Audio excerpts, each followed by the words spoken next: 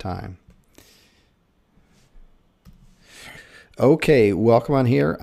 What we're going to be learning today in here is all the steps that I do to run my paper called Business. It's a series of trainings, and today we're actually going to be doing not the on page. That's what we did last time. We're doing the off.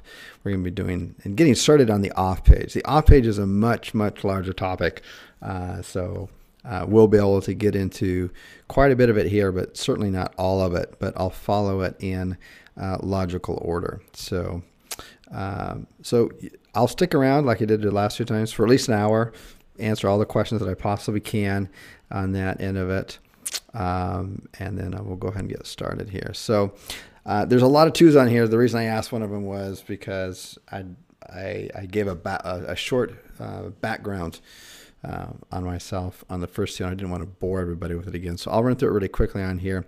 But basically, if you know what I learned not too long ago, and you'll kind of, if you have no idea what these pictures are doing here, you'll learn in just a second on that. But I've learned that if you want to do something different in life, you got to start doing different things all the time. Anyways, so that was my home. That was my mobile home. Not too long ago, and I lived in the back seat of that car. It's a 1982 Mercedes diesel, really robust cars, and the cool thing about them is that you can easily convert them over from running from diesel fuel to vegetable fuel, and I had an arrangement with a local restaurant where I would pick up their vegetable oil, which normally they'd have to pay somebody to dispose of, and I would offer to pick it up for free, and I would use it as fuel. Anyways, I had a lot of issues back then. And that's not too long ago. That was back in 2008. At the time I was 41 years old. So anybody's on the call who thinks it's too late to turn your life around, that's certainly not the case. You can do it anytime you make the decision. But I came across surfing the internet one night, and I was actually just borrowing the internet. I was outside of a Starbucks, and it was closed, but they still have their internet on, and I was parked out front, and I was just sucking off of their free internet. And I was going through the internet, and I found a contest. It was a fitness and transformation contest. It was by Bill Phillips. And so I thought, what the heck, I'll enter the contest.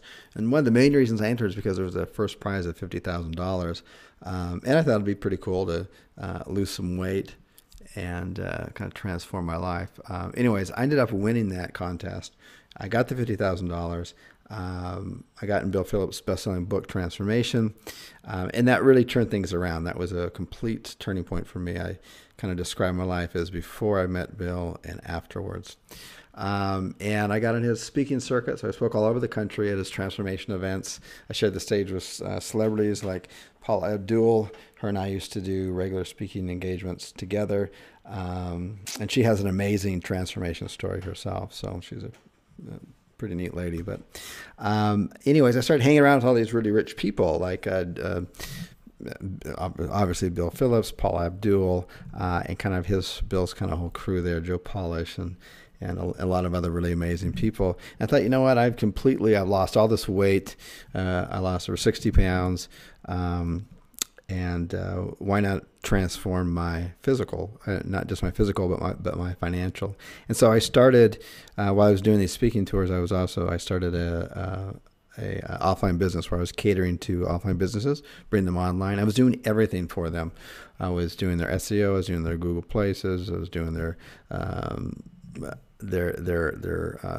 site optimization, their conversion rate, their Google AdWords. It was a lot of work, and it was too much. You want to specialize, and that's not what I was doing. But the first year in business I made, that's my personal tax returns, I made $1.6 million. And then I got quite a bit of notoriety because of that within the industry. And I got a phone call one day from Dan Kennedy's office. And I had no idea who Dan Kennedy was at the time, and I was living in Arizona, and he was in Ohio, and it was wintertime, and wintertime in Arizona is warm, and wintertime in Ohio it's it's snowing sideways, and so I said no, thank you, and I hung up the phone. I got a call back later from someone else within his office saying, hey, maybe you don't know who Dan Kennedy is, but he charges like $20,000 a day just to do one-on-one consultations. And if you come down and be a part of his television program, he'll spend an entire day with you, consulting with you about your business. And so I Googled him. Anyways, I ended up going down there, and it was really life-changing. Anyways, that's the story. And that's the picture of me and Dan Kennedy in the studio. And then I got invited to Mike Keening's Digital Cafe. I was talking about my offline business, yada, yada, yada. So anyways, let me get down to what my business really is for those of you who don't know. It's just a better form of what it used to be back in 2009. And that is, I don't do everything for my clients anymore. In fact, that although I made a ton of money, I learned two huge lessons from that again completely changed my life. Some people look at that and go, oh, $1.6 million, that's life changing. It is. But all I could focus on was the $500,000 in taxes that I paid. And that's a whole nother story, but that's one way that it changed my life, because I then looked at ways to legally pay the least amount taxes, close to zero as possible. In order to do that, I had to move out of the United States. So hence, I don't live in the United States anymore. But I save, almost $1 million a year in taxes. So, but I don't use. Anyways, that's a whole other side topic. So, in a combination of that, and then my business was driving me absolutely crazy because we were doing way too much for the customers and the clients, and I really wanted to scale it more, grow it more. And so I just boiled it down to, what do the customers actually want? They just want their phone to ring. That's all they want. They don't care about the SEO. They don't care about the AdWords, budget, none of that stuff. And so, I thought it would be great if I could just deliver them that, and I wouldn't have to deal with, them having to check with the other owner. Sometimes it's a family business, and then there's, there's usually some kind of website guy I got to deal with, and he's threatened by his job. He feels like I'm going to take it. It's just really slow process to change anything in a business. I thought, man, wouldn't it be great if I just had my own site? I could change it and optimize it the way I know best how. I could test it. So long story short, I started just selling the leads, and I do a pay-per-call business. And I've got a software that's just built for my business. I got now 3 full-time programs on it for the past 5 years. And that's all we do. We just automate it. Rarely does my company ever talk with the customer. We model it more after kind of Google AdWords. If you open up a Google AdWords account, it's pretty self-explanatory, and they make it kind of tough to be able to just kind of pick up the phone and call. So anyways, this is just 4 sites right here that we started at the beginning of the year. These sites are ranking on basically on the bottom of page 1, the top of page 2. It's not a real lucrative niche, but it's 4 sites. And at the end of October, it brought us, you can see the numbers there, a little over $2,000, almost $3,000. But I think that's a pretty realistic example that a lot of people can wrap their minds around and say, oh, yeah, that seems realistic. We have over 3,000 sites, and these are some of our others on here, but I don't think it's really realistic for a lot of people, especially if you haven't made any money online. But this is just actually one site, and that's $16,000 of revenue in October. And it's just selling just the phone calls. That's all it is. And our system automates everything. The billing, the customers log into their back end. They can listen to the phone calls. It's just all automated. It's kind of like, we tried to model as close to Google AdWords as we can. Instead of they're selling clicks, we're selling phone numbers. Okay. So that's what my business is. And this is part 3. And I'm going to be talking now about more of the off-page SEO. In the first series, we talked about how to select a niche, which is really, really important, because that's what you got to do first. You got to select a really good niche, and then you want to make sure your niche is scalable and all that kind of stuff. And then we talked about on-page SEO, how you set up your websites, your lead gen sites for maximum optimization, and now it's time to move to delivering some backlinks to it. But before we can get to that, we're going to really drill in deep on a topic that very few so-called SEO gurus out there do. Now, I don't sell any SEO products or courses out there, but I want you to know that some of the concepts that I'm going to share with you are based on over 3,000 sites that we have ranking on page 1 in every English-speaking country in the world. Anyways, this is proven. This is what we do. This is what works. So you might hear something that I say and you might think to yourself, oh, but that's not what this SEO guru says. Well, you know what? That SEO guru, more than likely, not all of them, but the majority of them are in the business of selling you some kind of products and stuff like that, and they don't actually rank a whole bunch of sites.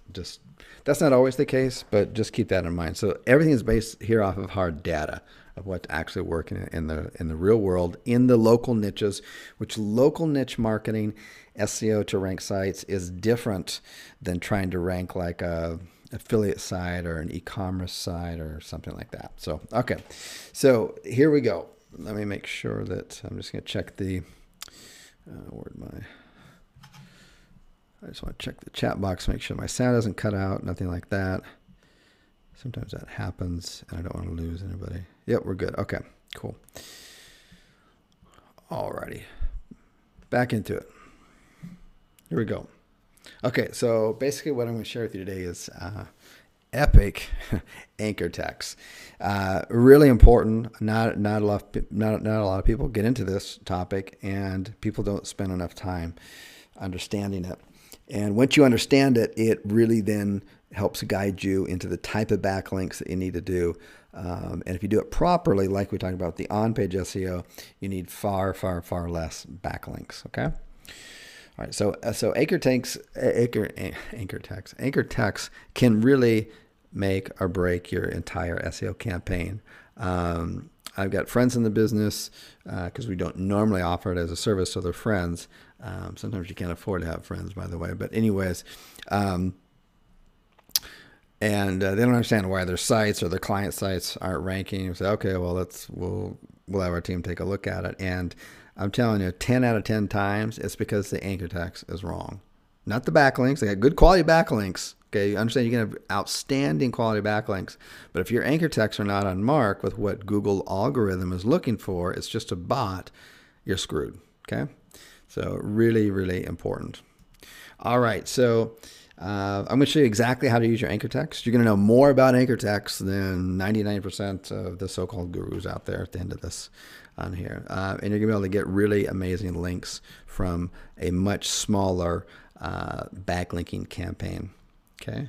And if you follow this, you're also going to be able to sleep at night and rest assured that we're not doing anything that's black hatish, and that any kind of future updates with Google, I can almost guarantee 99.99% that it's not going to negatively affect you at all. And you'll understand why. This method is very safe yet extremely effective. Okay, so let's go ahead and get started here. Okay, so just this one slide here is just to cover just the basics. I learned on our first webinar that we have some people on the phone call that have never done any kind of backlinking, and this is maybe the first time you've been looking at this kind of stuff. So I just want to cover the very basics. This will just take a second for those more experienced out there. So what the heck is an anchor text?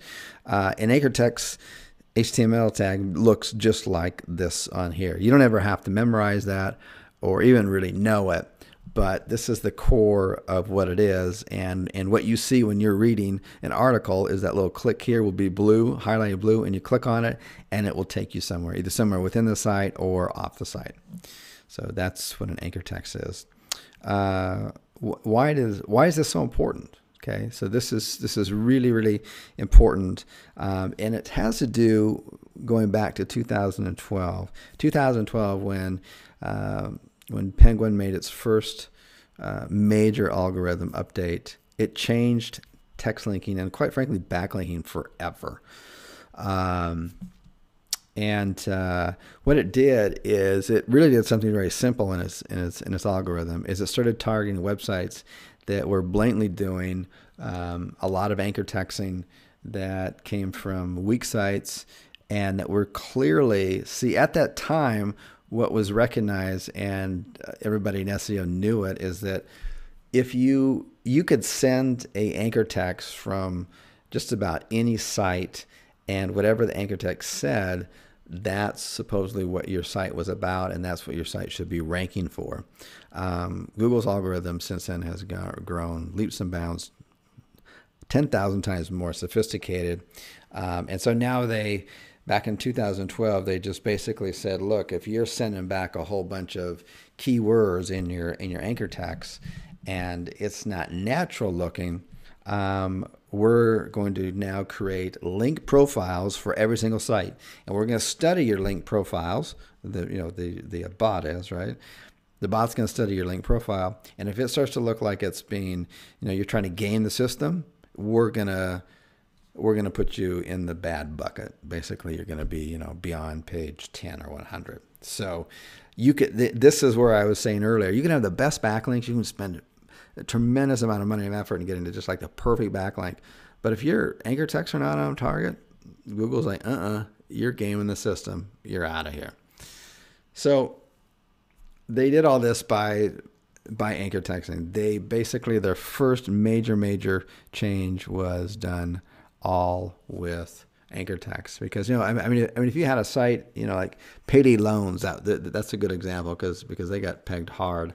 Payday Loans, which I think is just only in the States and in Canada, but they were using almost, back in 2012, they had almost, like 80% of their backlinks were just their keywords that they wanted to rank for. And Google slapped them hard on that. So you just can't do that anymore. So we're going to talk about what you can do, and I hope at this point it makes sense. This is part of the algorithm now. If they see too many anchor texts that's just trying to shove it down the search engine's throat, this is what this site is supposed to be like, this is what we want to rank for, they're just going to kick you out. Okay, so let's continue on here. So here's exactly how it works. You build a backlink. So let's say you build a backlink from a private blog network. We'll talk a little bit about those today. You had a hard-earned private blog network. You send it back to your site. Then Google will index that backlink. It can take a while to index. They will index it so it shows up in the search engines. And then Google will place all of your backlinks into a database. Okay, and they start to form a link profile.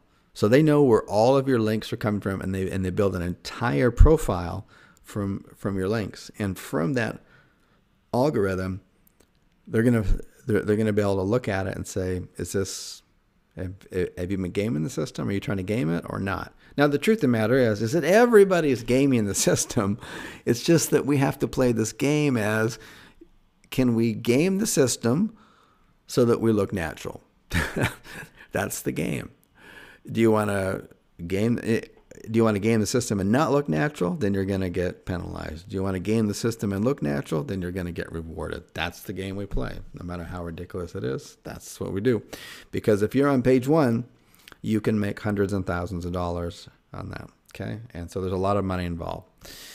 Okay, so this is how Google easily spots artificial backlinks, and they'll just penalize you and just push you right back to the end.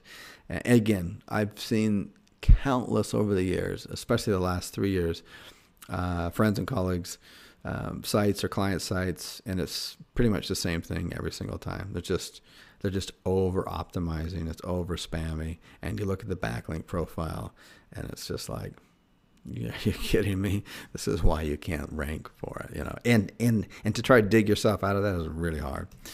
Okay, so I'm going to now talk about, and I'll have a replay for this available, and next to the replay, I'll have these slides on a PDF that you can download. There's actually going to be quite a bit of information on these slides that you're probably going to want.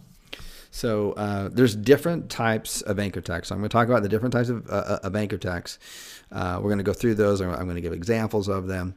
And then towards the end, I'm going to show you how I break up those anchor texts as far as the percentage of each one of those goes. Okay, and that's what we do. This is what we do with our sites. So this is real world working today. So anyways, branded anchors. Okay, so what is a branded anchor? This is a branded anchor on here. So this is assuming that the company name would be Plumber Brothers LLC. Okay, so Plumbing Brothers Limited Liability Company. So that's a branded anchor text. Okay, so somewhere in a paragraph or some content, they would have this link in here, and it would basically be the name of the company. Okay, so those are branded anchor texts. Really important. So let's take a look at some examples of those. This is an example of a branded anchor text that's 54% of their backlinks, and it's Best Buy. Best Buy is in the U.S., Canada, and I don't know if it's anywhere else, but it's in UK too. But if you're from somewhere else, it's maybe not be there. But Best Buy is just like a big electronics store. And so they've got the 41%, that's Best Buy with the space between the best and the buy, so it's two separate words, and then Best Buy together as one word is 15%. But anyways, combined is over 50%. And you see, Google's been very clear that they really want companies and sites to start creating a brand name. So they'll reward you for doing this. For Google, in Google's world, and that's what we're playing in, and under their rules, this is what's cool, okay? Your company name, whatever it is going to be the majority of your backlinks. And this is one study I could have pulled up. I could have pulled up 1,000 more websites that are authority websites that are ranking well, some household names, some non. They all follow the similar patterns on here. Whether by accident or not, I don't know, but they do, and they're all ranking or they're top Alexa rankings, okay? So it's really, you really want to follow it, okay? So this also brings me up to another point for those of you who watched the second series, the last video, one of the things about the on-page things we talked about when you purchase a domain. This is another reason why I would not purchase a keyword-rich domain, because normally the kind of so-called name or branding of your company is going to be the same as your URL. And if you start, branding your name and your name of your company, say you found, Chiropractor Phoenix or something, and all of a sudden, okay, I got that domain name, great. Now the name of the company is Chiropractor Phoenix, and that's going to be the anchor text. That's way too spammy. Then everything I say here will not work. Okay, it's just that now it's not that keyword-rich domains don't work. It's just that they're about 20 times more susceptible to slipping into the spammy anchor text bucket, because it's not being human reviewed. This is a bot. And it's just too easy to slip over. Okay, so I would recommend not getting keyword-rich exact match domains. Okay, it just doesn't look good. Google doesn't like it, and it just flies in the face of everything that I'm showing you here.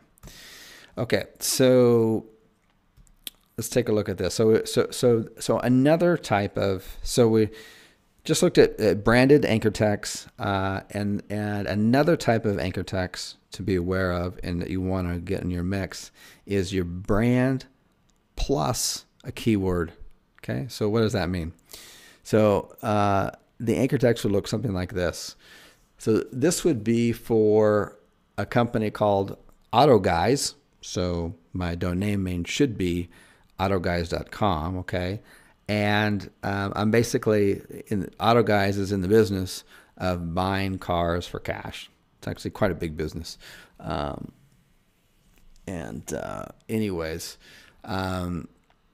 So one of their main keywords is cash for cars. So I'm combining the brand All of this would be anchor text, okay? I should have made it all blue, but this entire sentence would be, this entire sentence would be the anchor text. So it would be cash for cars. That's my keyword anchor text. Plus by Auto Guys. Here's another example. Auto Guys, which is my brand, right? Plus keyword. Auto Guys pay cash for your car. Probably not a proper sentence, but you get the idea. Here's another one. Piano mover. If you're in the piano moving business, that's going to be your main keyword. I mean, that's the one that's going to bring you the absolute most searches every month. I'm not in that niche, but I'm pretty sure of that. So that's the main keyword. And then the branding is the name. And I'm just saying in this example, the name would be 4 guys and a truck. So I couldn't think of anything better than that, but I didn't want to come up with something like, piano truck moving guys or something like that. It's just too spammy. Okay. Alrighty. So here's another one. Emergency dentist. That's the main keyword. All right. And the name or the brand of the company is 24-hour tooth doctor. Okay. It's a 20-hour tooth doctor. That's the branding. And the main keyword is the emergency dentist. That's what they really are.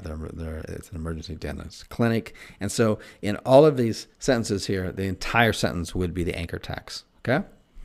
And so we've got our brand anchor text. Now this is brand plus a keyword. Okay, very important.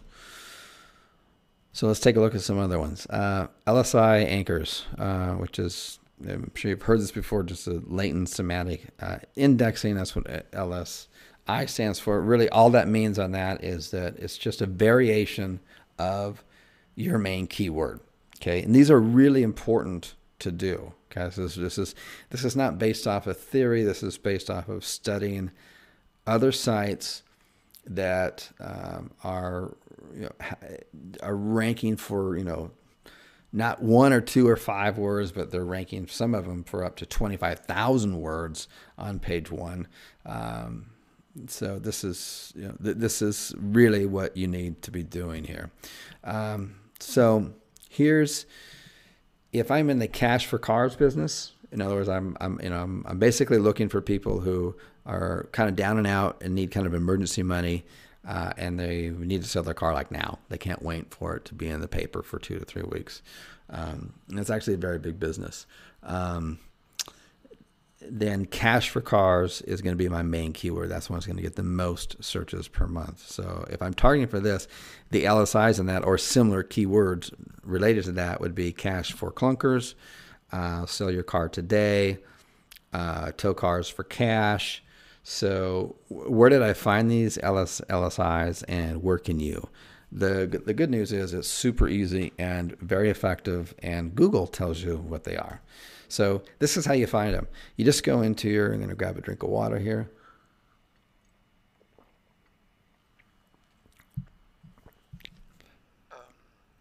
You just go into Google Keyword Planner, which is what this screenshot is.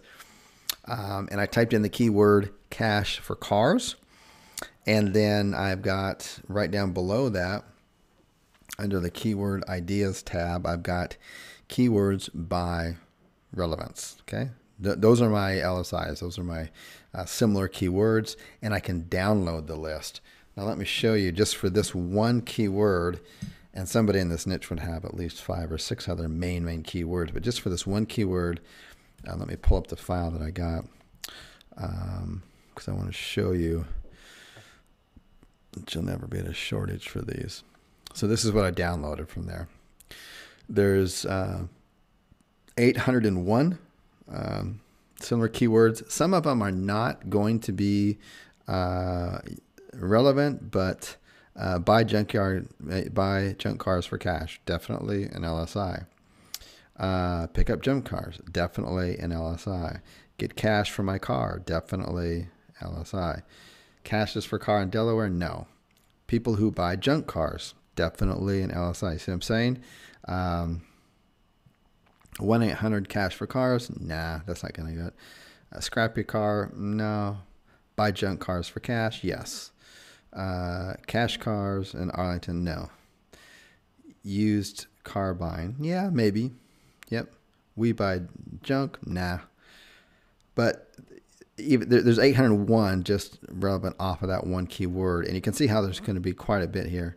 Sell my car for cash today. We pay cash for junk cars. Let's see here. Donate your car for cash. Okay, so I think you get the idea. Not all of them on here are going to be perfect LSIs, so those are not the ones that you want to use. You want to use the ones that are as closely related to the meaning or a similar meaning to cash for cars or whatever your main keyword is. And this is just one keyword. You should probably have, if you were attended the second series, you should be shooting for 5 main keywords that are going to be the top searches in your area. Get cash for cars. That's another good one.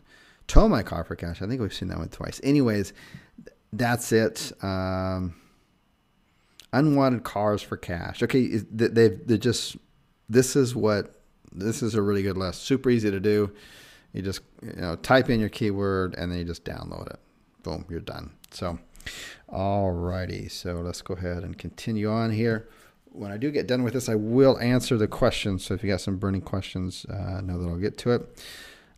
Alrighty, so let's continue on here. So now we have another type of anchor text, and this is long anchor text. So let's look at what is long anchor text. This would be a long anchor text. This entire sentence. We pay cash for cars. Now, cash for cars is the main one, right? That's the main anchor text. That's the keyword in this example. It gets the most searches. We pay cash for cars 7 days a week. Call us. This entire sentence would be the anchor text. So that's a long anchor text. We tow your old car and pay cash for cars. So that's another one. Exact match anchors. So that's pretty self-explanatory. So this is your main keywords. Cars for cash. That's that for example would be a keyword that would give me the most searches per city, for example. So cash for cars. On that. Cash for clunkers might be my second keyword that gives me the second most searches per month. Okay, so that's my exact. Okay, so another one. Now this is one concept on anchor text that I don't know of anyone that talks about it. I haven't seen it anywhere, but I haven't seen everything, right? So, but this one's really important. So pay close attention to this because we found this to be highly effective. So this is what now we're going to look at. This will be the final type of anchor text, and then we'll summarize them and look at the percentages. Anchor text with nearby exact match keywords. So anchor text, so an anchor with a nearby exact match keyword. So let's take a look at some examples. This is a really advanced topic. I've purposely gone out with several examples so that by the time we get to the second, third example, hopefully everybody would have gone, aha, I got it.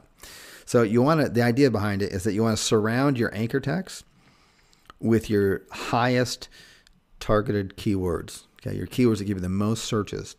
Now, keep in mind, we feel like we developed this. I don't know if anyone else is doing this or not, but we do this technique because you can't just go out and say, okay, every single anchor text is going to be cash for cars or cash for clunkers.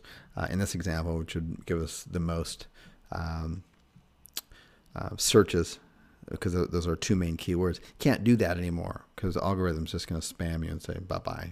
Go back to the line on page 10,000. Okay, so this is our work around it, and this works really well, and there's no issues whatsoever that Google has with it. So this will be our target keyword. Okay, that's cash for cars. Okay, this would be a generic anchor text. So our generic anchor text. What is a generic anchor text? It is click here, check this site out, go to this site, go here,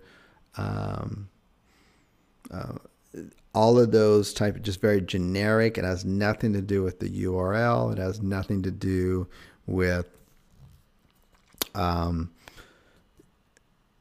of the keywords, anything like that. It's just a click here's type of thing. So we got to click here, which is a generic, our keyword. So this is what it would look like. We'd have a sentence here. We will give you the highest cash for cars. Cash for cars is one of our main keywords, but it's not an anchor text, okay? But the click here is. That's the generic anchor text. So we will give you the highest cash for cars. Click here, okay? So let's take a look at another example of how this method works by getting your keywords as close as you can to the anchor text, but not actually the anchor text. So the anchor text, nearby exact keyword. So surround your anchor text here. So our target is cash for cars again. So this would be a brand anchor text. So let's say that the company name is Auto Guys. So we'd say Auto Guys, which is the one that's anchor text there in blue, pays cash for cars. Cash for cars is the keyword, okay, is the main one that gives us the most searches. But we've got it right next to the anchor text. But an anchor text that's a little bit more friendly and that Google actually wants. And what you'll find out is when we get to the end here is that we do 50% of our anchor text is going to be your company name, your branding, okay? Or about 50%, doesn't need to be right on the money. Anchor text with nearby exact match. Let's take another look at this. Again, same keyword, but this time we're going to use a naked anchor text on here. And the naked anchor text that we've got on here is, this would be our URL, for example, cashforclunkers.com. The company name would be Auto Guys. The company name could be cashforclunkers.com, but I'm pretty conservative with that stuff, so I tend to, because the cash for clunkers, cash for car is a little too close to that. I don't want to seem spammy at all. So the sentence would look something like this: get top value for your car. We pay cash for cars, right? So there's the cash for cars. Visit here, and that's it. And this is a naked anchor text. And the naked anchor text, the HTTP / cashforclunkers.com, that would be the one that's the clickable link. Okay, really, really powerful to make sure that you do this. You can get your keywords in a lot, but you're not going to get penalized because it's not going to be the actual clickable anchor text. Okay, so it's a really good technique. Works highly, highly effective. So, all right. So, just kind of another really important point on here is that is by putting really highly relative keywords next to all your anchor texts. Google is, the algorithm's really, really smartly made. It's fully capable of understanding the relevancy of a certain link without you needing to just shove the actual keyword down. So don't just think that the Google algorithm just looks at the link, the anchor text itself, and the link going back. It's also analyzing the page which it comes from, the words around it, all of that stuff. So that's why this method of putting your main keywords that you really want to rank for tight and close to, preferably in the same sentence of your actual anchor text link, is really smart, and it works really well. Okay, so next we're going to look at the exact anchor text percentage that I use to rank these local lead gen sites. So I'm hoping that I got everything down here. I made out these slides really fast. So branded anchor text, 50%, right? We're following what all of the other major sites do out there. They're basically their company name, whatever their brand is, approximately 50%, sometimes a little more, sometimes a little less. The example I showed you, it was actually 54%. Is going to be that. That's nice and safe, and Google's been very public about stating that they really want their company sites, and we're talking about, this is local, right? So local sites that we're trying to rank for. So these are all going to be company sites. They really want people to get into branding. They want people to create a brand online. Okay.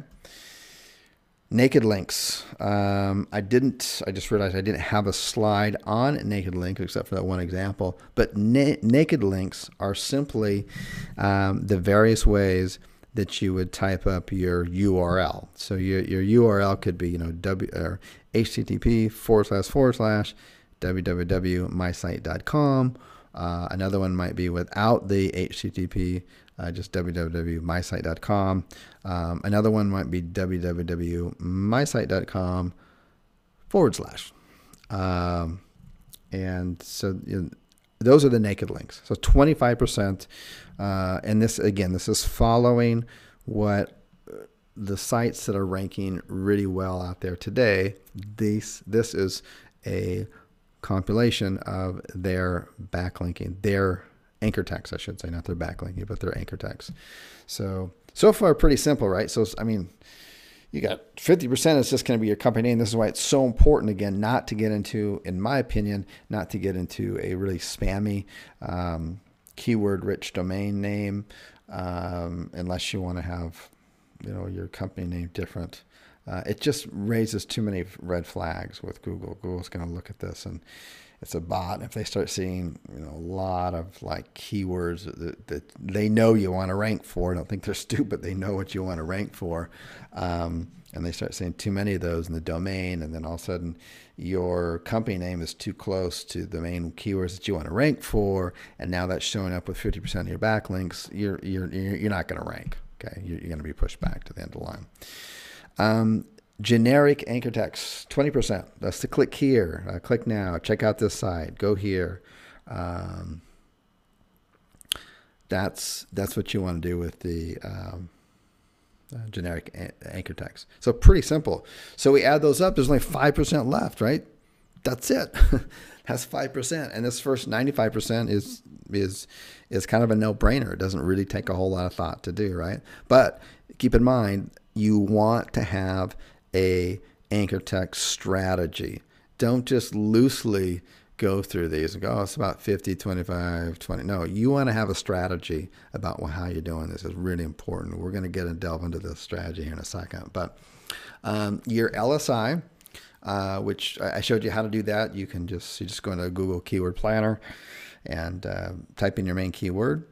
And you can download it from Google right there. Just for the one keyword there, I had 801, probably 400 of those would have been easily good enough for an LSI. And I don't even need that many. So that and long anchor text. So we gave some examples of those longer anchor texts. It's almost like anchor texting a sentence with a major keyword in it. Okay. And that's 1 to 5%. Now there's one more left. This is where everyone screws up. Your exact match. Less than 1%. In fact, I would go so far as to say just one anchor text, okay, for your exact match. So if my exact match, my main keyword is cash for cars, I'm going to have one anchor text going back to my site for that. And everything else is going to be the LSI plus a combination of long anchor text, generic, naked links, and branding, and one single link with my main keyword going back. Okay.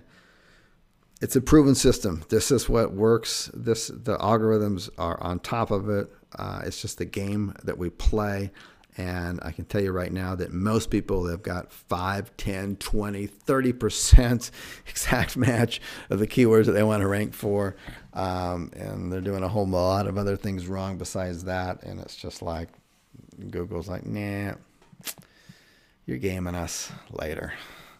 So let's dive in a little bit deeper into this, okay? And next we're going to talk about the type of backlinks for each of the anchor texts. Okay, this is where strategy comes to play here, right? So the type of the backlinks for each type of anchor text, okay? And then how to properly do those so that we keep out of the Google penalty box and we get up to page 1 as quickly as possible. Okay, SEO is not a speed game, but it seems to be a speed game in the wrong direction for a lot of people, which means they get pushed back in a downward spiral to the end of the line, and that's not our goal here at all. So these are really, if this is new to you, or if you didn't quite absorb all this, or if you did, this is really safe, makes a lot of sense, It's not based off of theory. It's based off of my sites, because we study other sites out there. We don't study what other gurus, so-called gurus, are saying. We just go out and study the sites that are actually working, because it's so easy to reverse engineer them. Okay. Because all the tools are available to do that these days. Alrighty. So I call them power links. And I use my power links for my exact match, my LSI, and my long tail. Okay. So this is for my 5% links, right? This is for basically my one link for my one major keyword, my LSIs, and my long anchor text. It's 5% or less. Those are my power links. So how do I define a power link? Let's look at that, because the definition is kind of a little bit long. So I'm going to bullet point it out, but it's important to understand it. And if you really understand and wrap your mind around what I'm about to tell you, you will know for the rest of your life. I guarantee you it's not ever going to change. Okay. You're going to know what a good backlink is. You will know forever. You'll never have a question. I wonder if that EDU or that government backlink is a good link. People always say it is, so it must be. Wrong. I'm about to show you right now how you can filter through and tell every single link whether it's a power link or not. Okay, really valuable stuff. I see people make mistakes all the time, and if they just know these principles I'm about to show you right now, they'd be able to just judge for themselves right away. No, this is a crappy backlink. I don't care how much. What? PR5? I don't care. These other 5 features, it doesn't fit. It's a piece of junk. And other people look at it and go, oh, it's got a trust flow of 35. It must be really good. Or it's got a PR of 5. Must be. No, that's not it. So here we go. So what is a power link?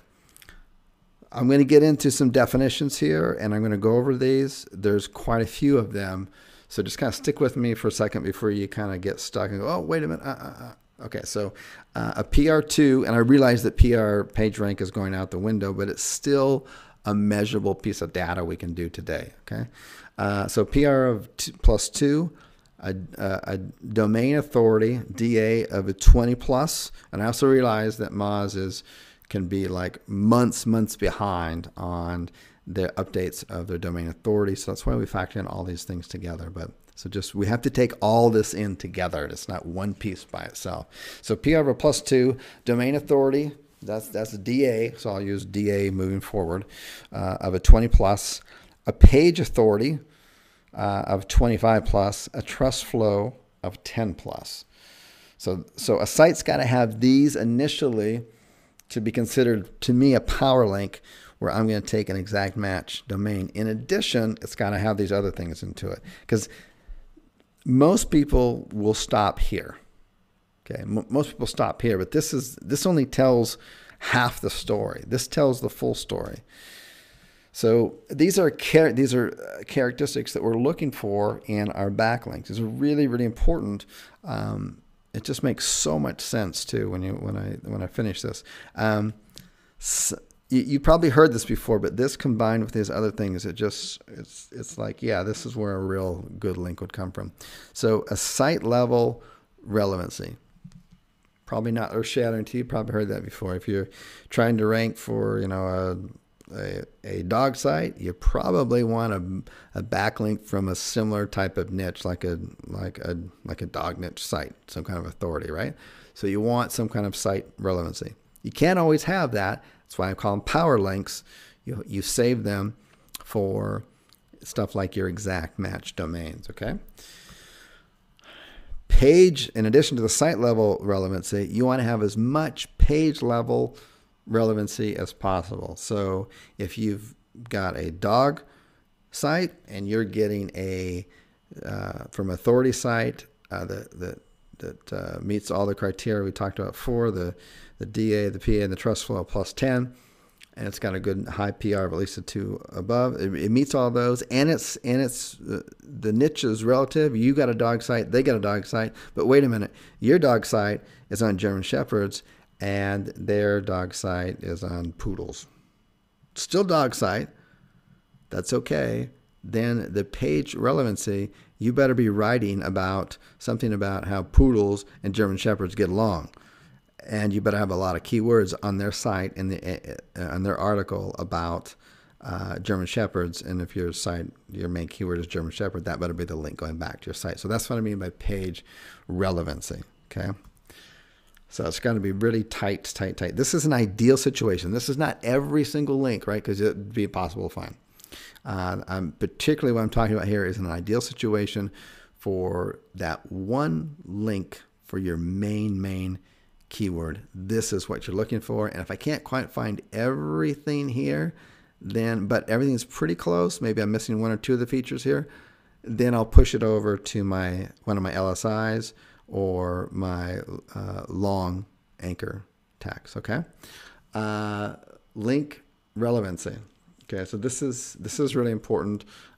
You want to have the links coming to the site to be relevant. What do I mean by that? So I made this diagram here, obviously, and so this would be for the top is the site that in the yellow is where you're getting is like the home page. It's like where you're getting the link from. It's the site. And it's a lawyer site, so it's going to have stuff like, law, immigration, accidental attorneys, personal injury lawyers, stuff like that. So those are the kind of main keywords it's going to have on that home page. Well, the greens represent backlinks from other sites, and they should also be anchor texting and or if they have like a click here, it should be coming from a site that would rank for or have similar keywords. Okay, so in other words, it should be getting the majority of its backlinks from very relevant content. Okay, so it's a law site, should have a lot of law type backlinks coming to it. Just likewise, like your dog site, your dog poodle site should have a lot of backlinks coming to it, or not a lot. It doesn't matter how many really. If you're doing quality like this, you need very little.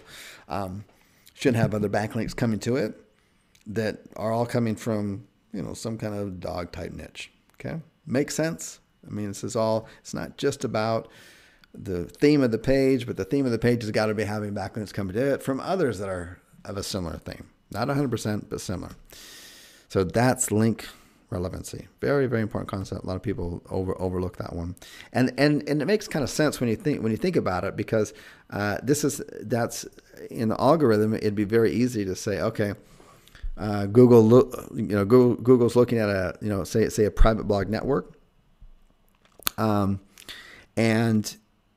it's a private blog network farm, so it's selling out the links, right? And the site's got a high PR, so everything's cool there. So everyone's like, oh, it's got a high PR. It's got high trust flow. So everyone's like, oh, it's got high trust flow. It's got to be really good.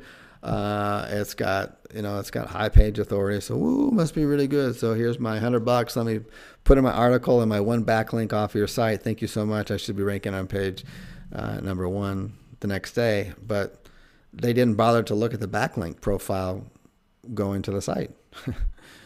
Or they didn't look at this, which is another thing. The characteristics of the quality of the backlink. So that's what we just looked at. Contextual. Okay, you want to make sure that and this should go without saying, everyone should know this about backlinks, but the actual content to where, your backlink should be buried inside some good content. I mean, good quality stuff that's relevant. Google's algorithm is all over. They can easily come up and tell whether an article is, well written or not. That's what they're all about, right? They want to deliver good content to their end users. That's why they're Google. That's what's made them what they are. This is key. Relevant outbound links. So we got to look at relevant inbound links coming to the site. You're getting your backlinks in, and the relative outbound links. Okay, Google's looking at all of this. Again, this is not for every single link that you get, but this is for your power ones. Okay, this is for that. Man, I can't believe Chris just told me I'm just going to get one exact match keyword, anchor text back to my site. Yes, but this is how you're going to do it.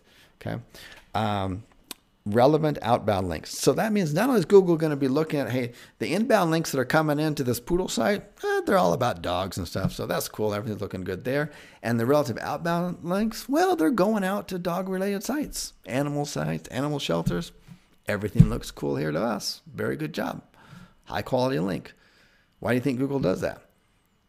Because they can tell right away if it's going to be some kind of link farm site, some type of private blog network, or some type of site that's selling links. Because they'll be selling links, and all of a sudden it'll be a dog site, but now it's outbound links going to a cat site, a fish site, a plumber site. It happens, okay? A chiropractor site. And it's like, whoa, wait a minute. You got these backlinks coming from other dog sites. You're about poodles mostly, we can tell. But wait a minute, you got these outbound links going to chiropractor, plumber sites? Whoa, something's going on here. Are you selling links? Wait a minute. Yep, you're selling links.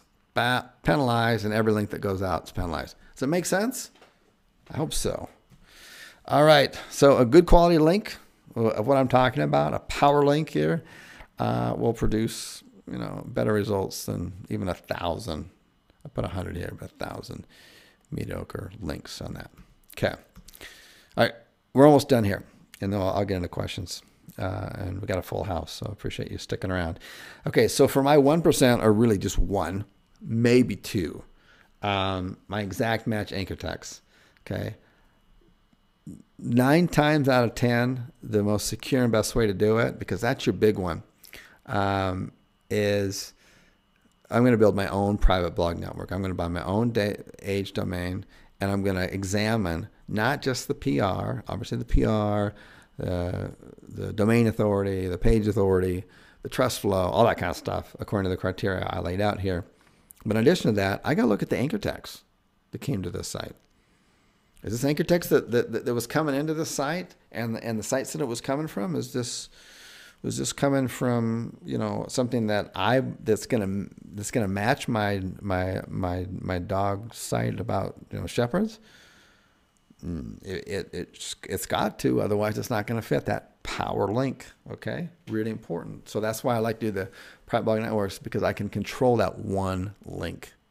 Or that 2 links. I can control that with 100% certainty, okay?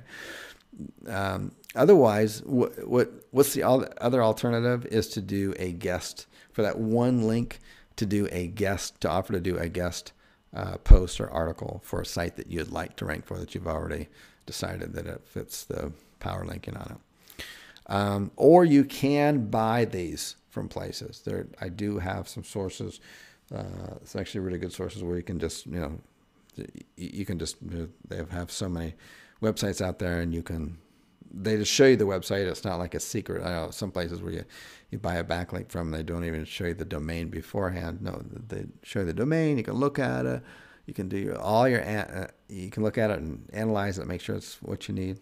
And anyways, so that's the most important one. And I would say when you're building out a site, and I know this flies in the face of what maybe you've heard out there, but I'm telling you what we're doing and what works, is that because we've already got these in place, we will send out our power link. That'll be our first link that we send out. It doesn't have to be that way, but I know I've heard people out there talk about, oh, you got to wait later until you do that with that exact match. Oh, that's bullshit. That doesn't work. Google has never in the history penalized you for one link, unless it's coming from some kind of banned spam type of link that's, I don't know, into Viagra and porno and all that kind of stuff. Unless it's that, obviously. But other than that, one link is never going to penalize you, and you come out and just bam, put that in there, and then you know that the majority of the rest of your links are going to be your naked anchor text, the branding of your company, and just the generic ones. The click here, check this site out. You should see this place. You should visit these guys. You should visit this local business. Those kind of links, and you need to vary those up. By the way, you can't always have click here. Anyways. And a lot of times, one good link and followed with a couple others is for especially for local and with these other things here, I'm going to, okay. So here's all the sources of the backlinks on here. I mean, not all the sources, but these are the ones that we use to rank our sites. Private blog networks. And my team figured out a way, I don't know how they did it, but I don't really care. They just did it. They figured out a way to scrape and find high domain authority Web 2.0 sites, which are free, like Weebly and sites like that, that people have given up, they've abandoned, and now are available for you to take. And they're free. They don't cost you anything. And then our team goes in, finds those, changes the theme of them up to whatever themes that we're looking for. And then we use those. And those are really cost effective. Those are just time and effort to put in the articles and stuff. They're pretty simple. But so anyways, we use private blog networks according to some of the criteria that I laid out earlier. We use the high domain authority for the Web 2.0s. Those are hosted by trusted places, Weebly and WordPress and stuff like that, and Tumblr, and some of them are do follow, and some of them are no follow, which is good. You have to have a mix of those. Blog comments from relative topics. Google likes these, but not when you put in like your keyword. Just put in your company name, or but not your company name if it's a spammy keyword company name. Okay, it's really not a good idea just to have those. Just avoid the exact match domains, all that kind of stuff, because Google still views those as you're now interacting within the community. I own a dog site about shepherds, and I'm on another dog site that's that I'm commenting on, and I'm not leaving a spammy anchor text. I'm just leaving my company name, and it's very natural looking, and you're interacting with the internet community, so it all looks good. For local, a lot of people don't realize this, but Google reviews play a huge role in your rankings. A huge role. People don't even think of them as a backlink, right? But they do. Google looks at this. Okay, very, very important.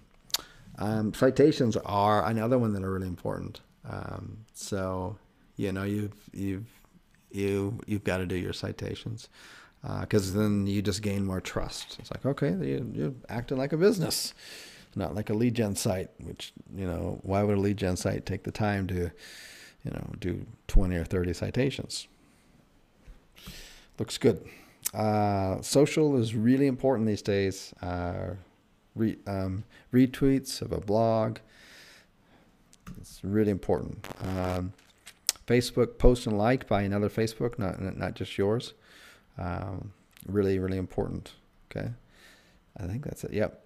And then there are sources out there that have paid contextual, meaning you've got a nice, good, original article, and somewhere in there you've got the type of anchor text that you need according to your anchor text strategy that we just talked about, that has a high domain authority, PR, and page. Alrighty, so before we get into questions and answers here, let me just make sure. I'll just thumb through here. Okay, we've got lots of good questions on here. I will get to these questions on here. Alrighty, so let me grab a drink of water and check the time real quick. Where are we? Okay, that's cool. So we're about an hour at the first presentation. So now I'll do questions and answers for an hour.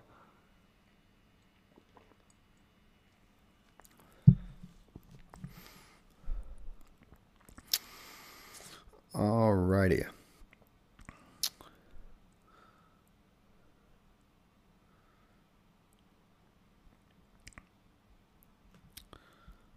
Okay, I'm just going through the questions one by one here.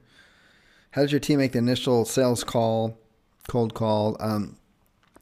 We have a full system for that.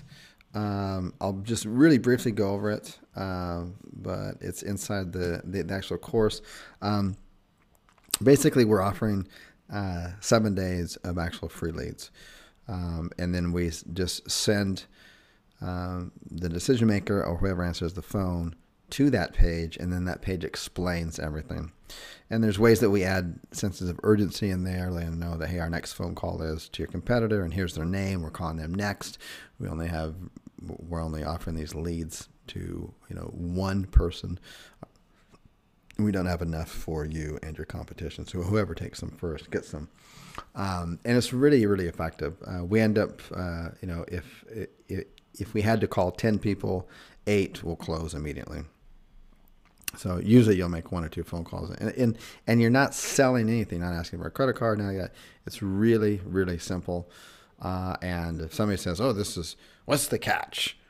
Well, there is no catch, sir. Just go to the URL. I know you're busy. I'm busy. Just go there. We have a video there that explains it and a whole questions and answers that explains everything there, so that you'll know exactly what you're getting into. I'm busy like you, so I'm going to call your competition and let them know the name of it, because it's usually somebody that's right down the street from them, and I'm going to give them the same offer. Whoever grabs it first, grabs the free leads, gets them. Extremely, extremely effective, and there's no selling to it. Anyways, there's more detail later on that. Does Google penalize for duplicate content in AdWords city to city? Nope, Richard, they don't. Okay. Does Rhonda Rush for off-page SEO now? I'm not quite sure what that means.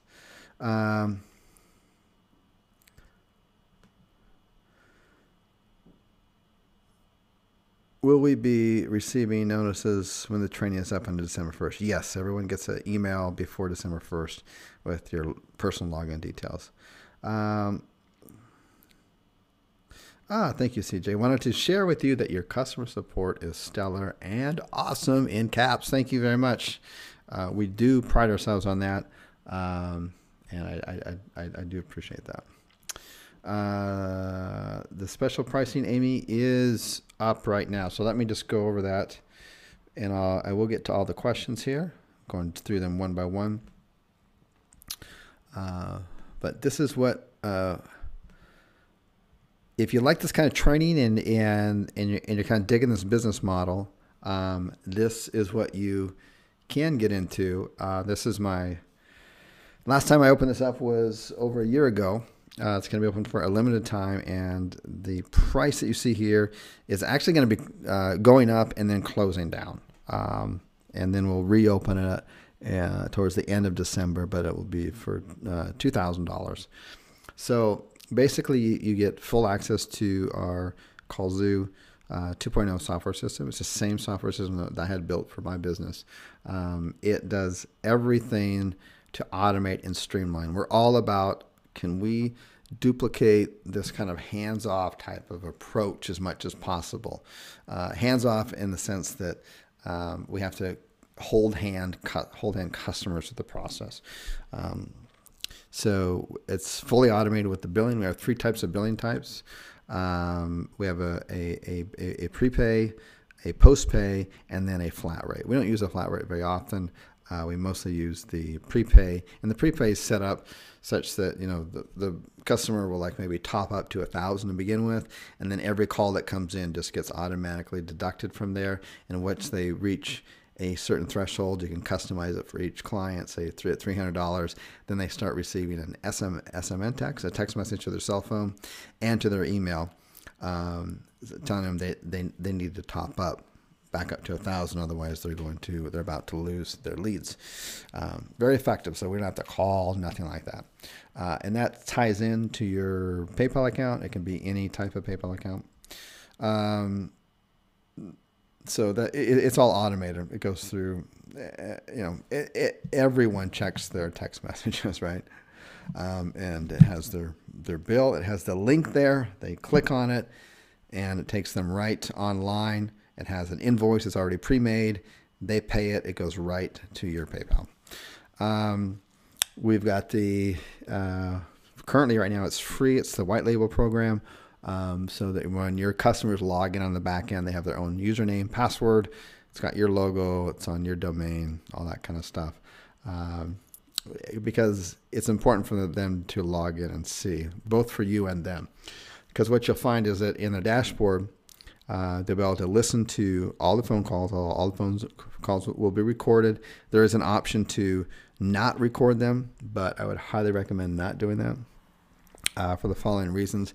Is that even the most well-run offices usually end up missing a minimum of 20 to 25% of their calls, or they're not handled correctly, and they're not even aware of it. And that's 20 to 25% of their revenue. That can make or break a business. Okay, that's a tremendous amount, and they're always shocked by that. So that's why you have another option on there, is that every missed call will automatically, the minute it was missed, the second it was missed, will be text to whatever cell number they want it to go to.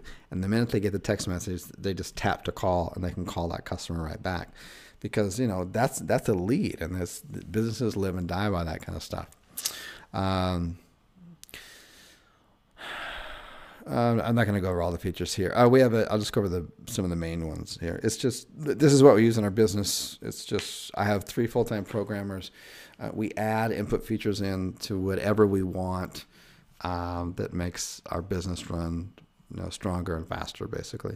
We have a spam blocker on that because, especially when you set up citations, those citations are basically a right for a company to start calling you. Say, hey, we noticed you put an ad in here, blah, blah, blah, blah. We'd like to get you to rank, and they would do all their services. That's really what that's the business that the citations are in. So you can easily just one click mark them as spam and block them. And then everyone in the kallzu community that marks a number as spam gets on everyone's system. So collectively, we reduce them down to almost nothing. So by the time you get in, you're going to have hardly any spam calls whatsoever, because we've been blocking them for you. So whatever we block, if we find a new one that comes in, and you can tell because they call on 888 numbers, and then you can tell by the recording. No, we just noticed that you weren't on page 1. Please give us. That's a spam call, right? Block, and it blocks for everybody. So, let's see here. What else do we got? That's kind of cool. There's so much stuff on here. We can pre-qualify the customer, the calls. We don't do it anymore in our business. We used to, but we don't anymore. But the feature's still there. You can say that once your customer has talked on the call for longer than longer than 60 seconds, then that's going to be charged. Any less than that it's not charged. Or you can customize that to whatever you want. I don't do that anymore. We do the minute that call rings, you get charged for it. We have different types of ways to distribute the calls out. We have the round robin, which comes in really handy if we've got a particular city that we've got a lot of leads that are coming in, and say let's say one plumber company can't handle all of our calls that come in. We're getting a lot of missed calls. Then we put them on a round robin. So the first call goes to a different plumber company, and then the second call goes to our original one, and it flip-flops back and forth, or to however many you want. Multi-ring is good when you're on the verge of customers being, they're aware that they're missing their calls. They still have to pay for them, right? But they're aware that they're missing them. Then we just get another client, and then we let both clients know that, hey, these one phone calls are going to ring in, and the first one to pick it up gets the lead. So it rings out to as many customers as you have. So. Blah, blah, blah goes on here. We have all the same international numbers that Twilio does. We built our system around Twilio. You pay the exact same price per month per phone number as Twilio. They're really inexpensive. Like the US, it's $1 a month and 1 cent per minute. That's nothing. And you just pay Twilio directly for that, and you just import Twilio's numbers in, and we've created the whole system for you just to do that with just a one touch. Blah, blah, blah, blah. Okay. And we don't put any cap on at least on these specials here, we don't put any caps on the number of phone numbers that you can manage through our system. So we just put unlimited. We basically put it at 10,000, but if anyone goes above 10,000, we just give you more room. So all the software in the world is pretty cool, but no matter how many features and stuff that it has and how well we can work it, it means nothing to you unless you know how to drive it. So you can have the fanciest car in the world, but if you don't know how to drive it correctly, it's not going to get you from point A to B. So that's where the training comes into play. So the first thing that we've got, and this is completely different because the year and a half, 2 years ago, when we did the paper called Ninja, we didn't have this, and this is what's new, December 1st, in this new program.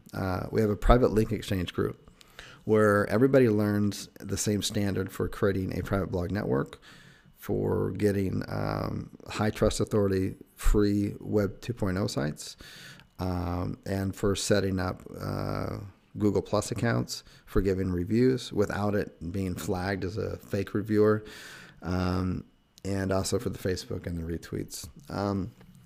And the best way to do that is, so let's say that you needed, you started building these sites out, you needed 20 backlinks.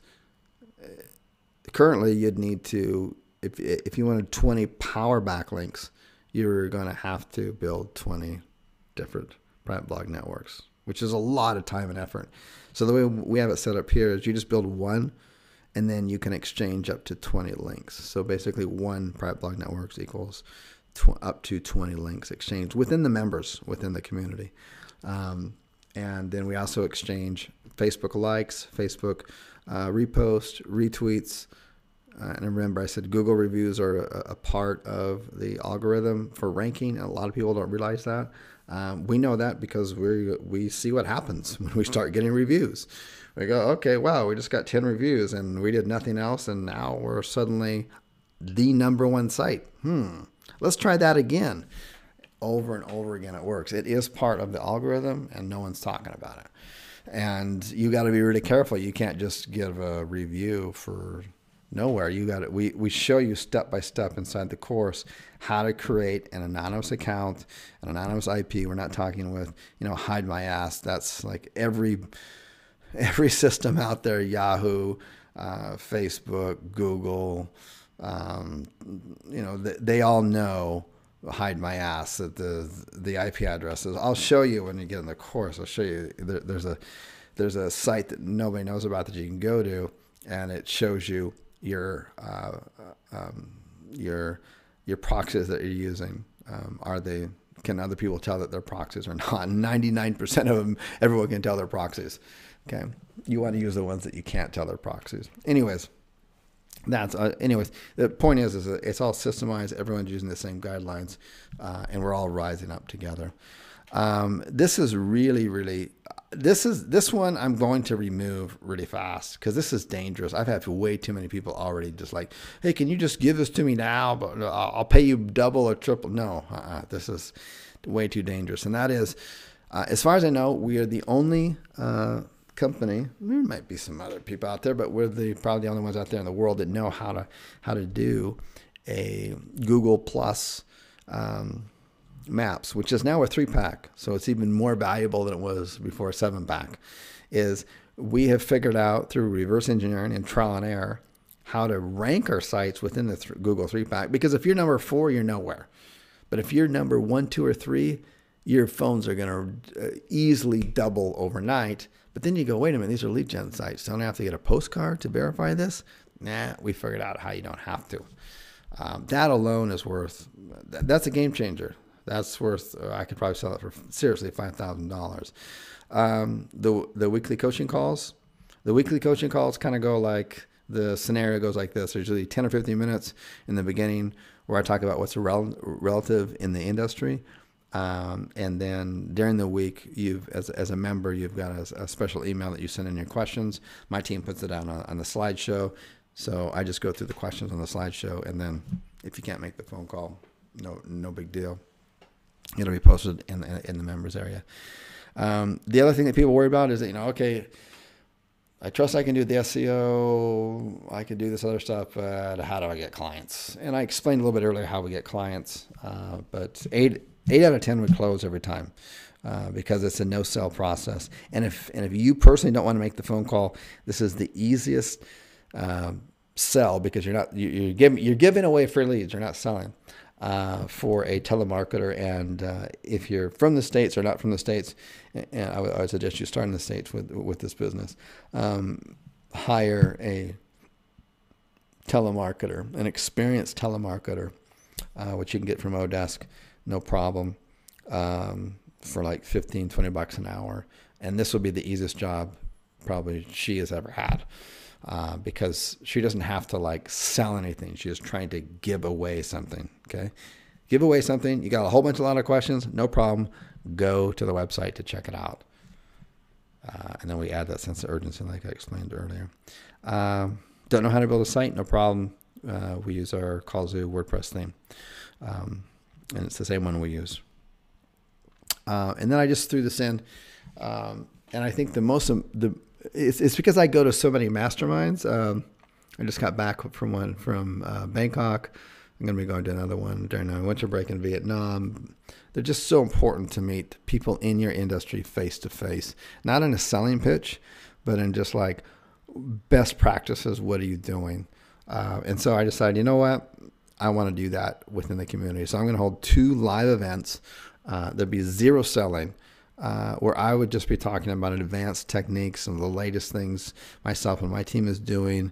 And then based on, we'll have a private Facebook group too. I didn't put that on. There's a lot of stuff I haven't put on here because it's a pre-sale. And then people that we see that are rising up and are kicking ass, we'll ask them to come to the event and maybe share what they're doing. So you're not going to see any like expert guru speakers. You're just going to see me and some other people within the community about how they're kicking some ass and the techniques that they're using. And that's it. And although I would encourage you to make it, the event won't cost you anything as long as you're a member, a current member. But there's nothing like meeting face to face. It's really, especially people that are like, you know, in the trenches with you. It's really important. I realize that camaraderie is like, you really need it. But so that's why I included those. So this is just unbelievable. This is easy that you can see why. No, maybe you can or can't, because I didn't do the best sales page or list everything out there. This is easily a $2,000 course on here. So just the next 2 hours. And then the price is going to go up, and then I'm going to close it down before December 1st, because we just got too much stuff going on to handle more members. A lot have already come on board for the pre-sale, and we want to make sure we can cater to those before we take on any more. And then I'm going to probably reopen it just for like 8 weeks, like I did last year, and it'll be at the higher price point on here. But this is it. If you come back after 2 hours. I'm gonna bump this up in price here, and then I'll close it before December 1st, and then after December 1st when it reopens, it'll be for the 2,000. So that's what you get if you're an existing Pay-Per-Call Ninja member. This is the lowest price you'll ever see. So please don't contact our support and ask for a lower price. It's you know. For $197, you wouldn't even learn how to get in the Google 3-pack. Are you kidding me? Getting it into the Google 3-pack is like, you don't. The algorithm to get up there and to rank in there has almost zero to do with backlinks. By the way, okay, just letting you know. So that's it. All right. So I'll go back to the questions. I should probably, if you haven't already seen the link there, I should probably put the link in. Oh, dum.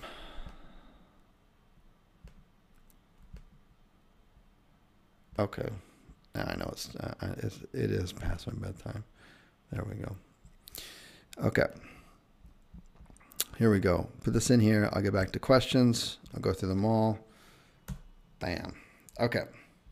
Oh, and I did promise the other thing, which was the replays. So let me put the replays in. Love the mindset vids. Thanks, Didi. I appreciate that. My goal is to put out one mindset video a week because I really enjoy doing them. So I've got another one coming up for this week. So take a look at those. They're actually a lot of fun to do, and it's just what I'm learning myself as I grow as a person. Okay, so here's the other one. This second link is for, because I promised some of you at the beginning of the call this. So I want to make sure I follow through with that. Can I type and talk at the same time? Probably not. Okay, so this one is for the replay. If you have not seen the replay 1 and 2, and then if you want to watch this replay will be up. Give me 24 hours to get it up there. It'll be on this link too, so I'll send it out right now. Did I get the right one? Looks like it. Okay, back to questions. Here we go, rock and roll. Okay, where did I leave off of? You have a super strong mindset. Appreciate that. Thank you. I'll provide the replays and the slides. I just put that link in there. Bob, can you supply us with a good AdWords teaching course? I will put the way we do AdWords, which is totally kick-ass, in the course, but it won't be available right away. You're going to need to give you some weeks in order to get that in. Because the Google AdWords is like, to create a course from somebody who's never done it to how we do it, that's quite a long course. So that'll take me a little while to put that together. But I will put that in the members area. So that will be something that everyone can look forward to. I will constantly be adding content and what we're doing.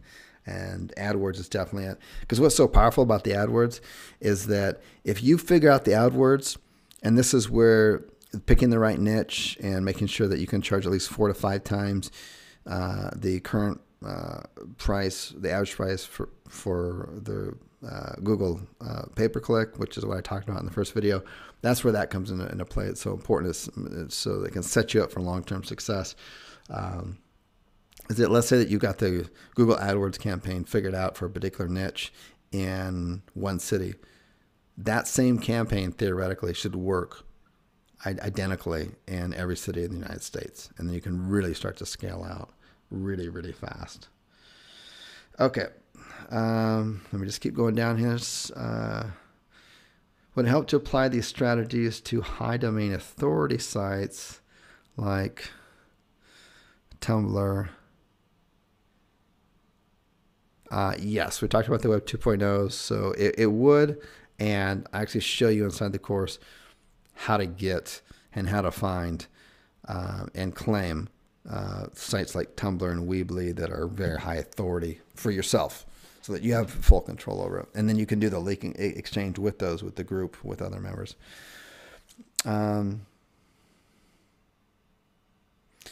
Phil asking here, are you doing 3,000 single location sites or the multi-location sites? Those are now multi-location sites. So what he means by that is that, let's say you were building out a niche for cash for cars. That's something that's available, at least in the United States, in all cities. So we would do one domain, and then we'd build out that same domain, and it would have multiple cities on it. So we would hang on, Houston, Dallas, Austin, Miami, Orlando, Seattle, Boise, Phoenix. All these cities would be on the same site. And the reason we do that is because it's actually more efficient. Because there comes a certain point where, as you start to gain number one rankings in like 4 to 5, 6 cities, Google starts to recognize that for some reason, at least in their current algorithm.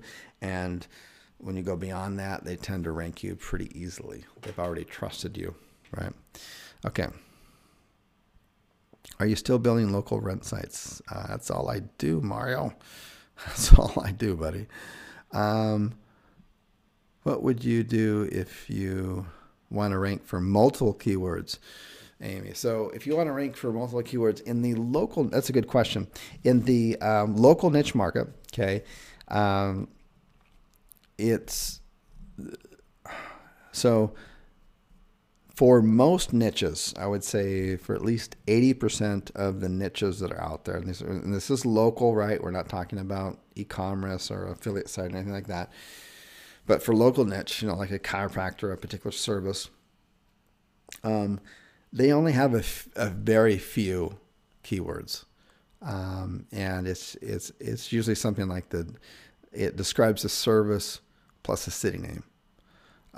Or there might be a slight variation. So, to kind of stay congruent with the examples that I was giving tonight for the cash for cars.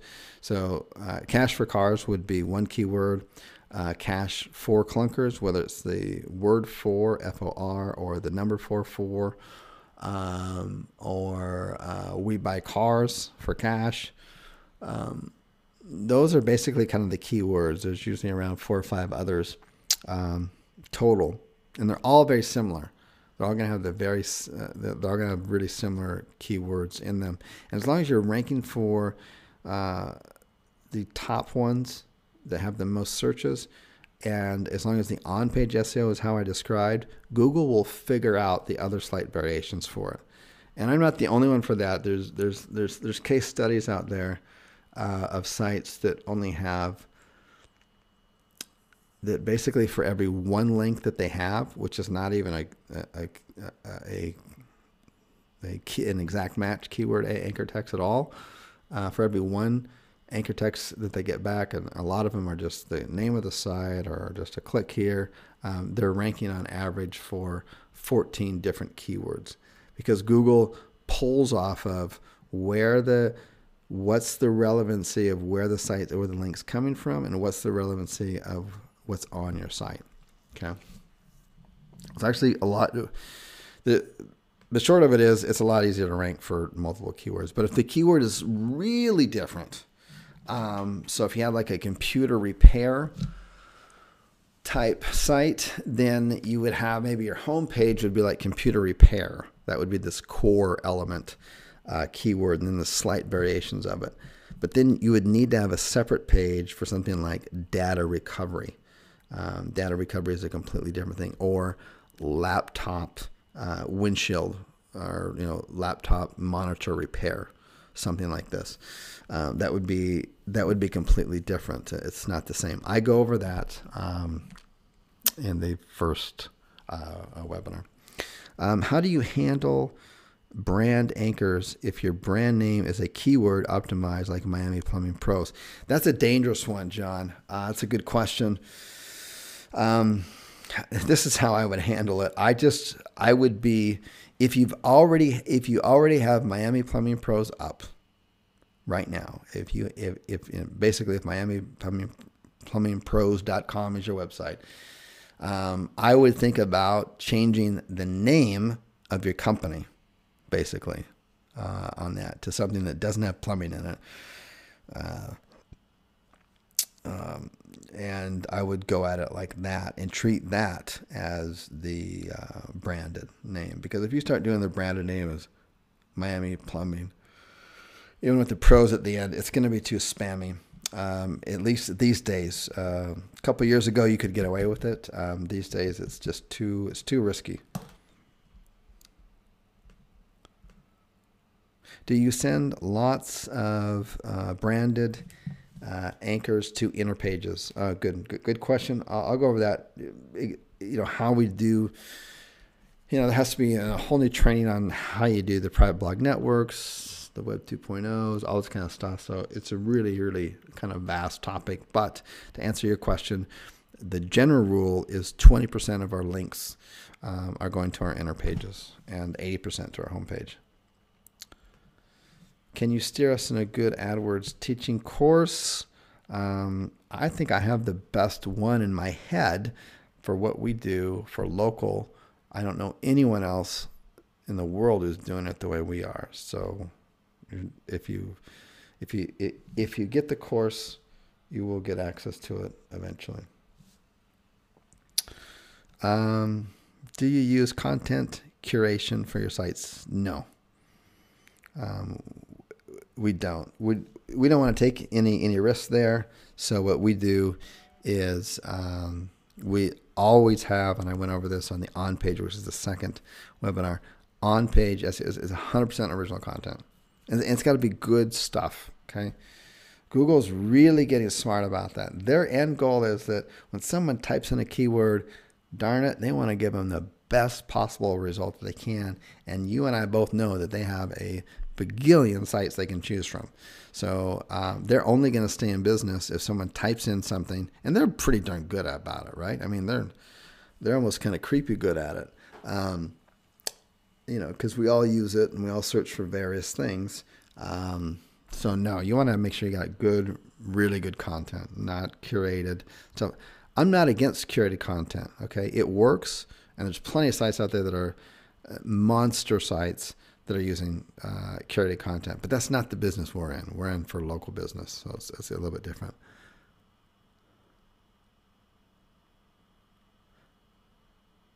Okay, I know you said that you replace the logo with the clients. We don't always, but our theme allows to do that when the clients ask for it.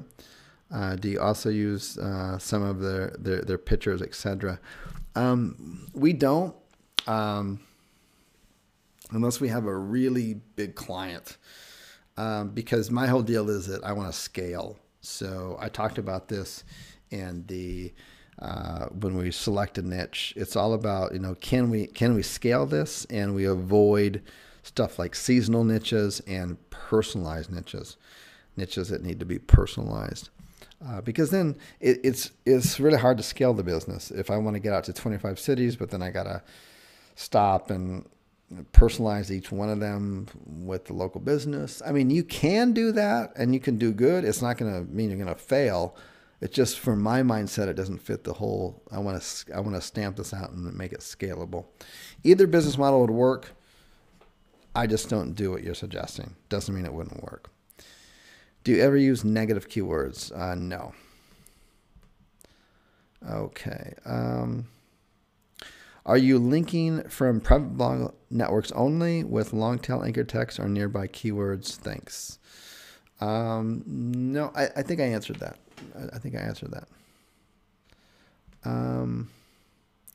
What if you already have a spammy URL like attorneysmiami.com? That's okay. Keep it. Just make sure that you probably already have more anchor text than this, but try not to have more than one Attorney Miami anchor text going back to your site, and then try to come up and put it on your website a different name that doesn't have attorneys in it and doesn't have Miami in it, so that you have some kind of brand you can do for the 50% of the links on that. That's the best way to handle that. Upgrading to the newer version from the previous, is the upgrade available to the first? Keith, best way to do that would be to contact our support. So Keith asks on your question there, contact support, and that's support.kallzu.com. I'm sure you know that. 50% of what? 50% of your total leads, of your total anchor text, not leads, but your total anchor text should be the name of your company. If your company was Best Buy, then 50% of your anchor texts are Best Buy. Main keyword percentage, less than 1%. I'm saying just once. Because what's going to happen is you're going to get one really good one. Boom, you're going to nail it to your site. We're talking local here. And then you get some pretty decent ones and a good backlink distribution after that, and some social signals. You're probably be ranking where you need to. And that's all you need. Yeah, but good question. So I don't want to confuse anybody, but you have 5 keywords. So you choose your one keyword. And in the course, I give through 2 case studies where I go step by step. They're very long. It's like each video is like a half an hour, unfortunately, but I just want to make sure that you can look over my shoulder and see step by step of exactly how to do this. It's so important. Doing the keyword research, getting your 5, sometimes it's 7, sometimes it's 4, sometimes it's 6 keywords, but around that range. They usually all have very similar words in them. Let's see if I can. I don't even know if I have it up anymore. Let me just see if I've got an example here. Look in this. Recently opened.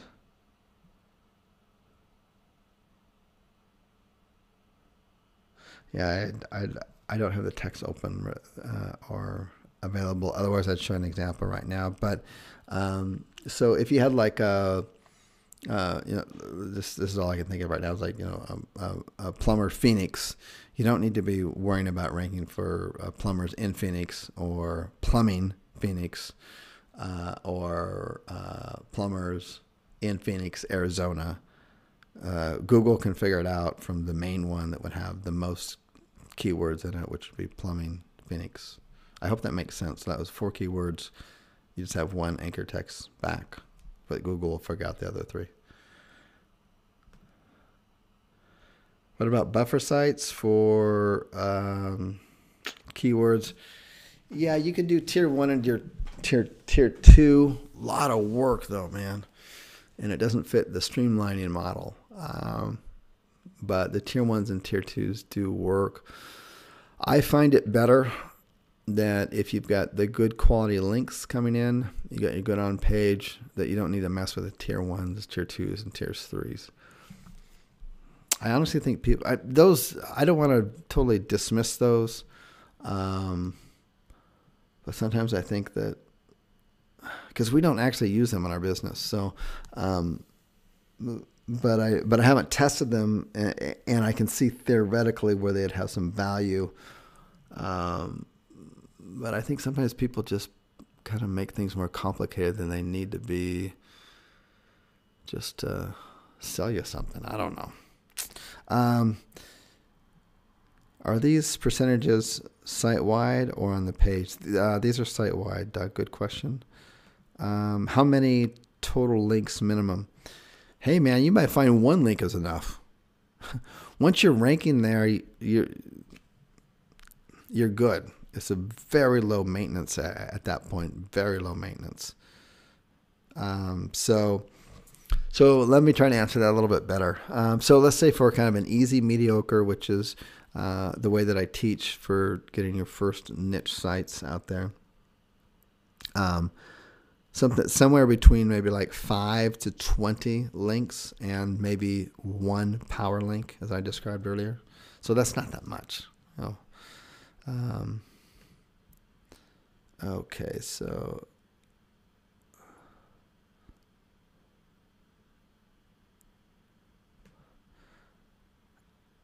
anchor text rule. How do people rank their videos using a percentage? Yeah, Jim, video is completely different. So like local ranking for a site is different than local ranking for a video. The algorithm is different, which is different for ranking for a Google Maps, which is going to be completely different. The algorithms are completely different for ranking video in, say, like Australia or even Canada or even the UK. It's just different everywhere, and it's different within it. So what I was talking about was just a site, not a video. If you develop a site at first, you would not have to brand it anchor text for the business you want to send leads to. Do you change the link later once you decide who to send the leads to? No, Richard, that's a good question. I don't want to confuse anybody or have anyone else confused with that. So basically, what Richard is asking here is that if you develop a site, right, and you have a branded anchor text, say that it's guys buy car, guys auto. And then you get a client that's in that same niche, but their name is, we buy clunkers.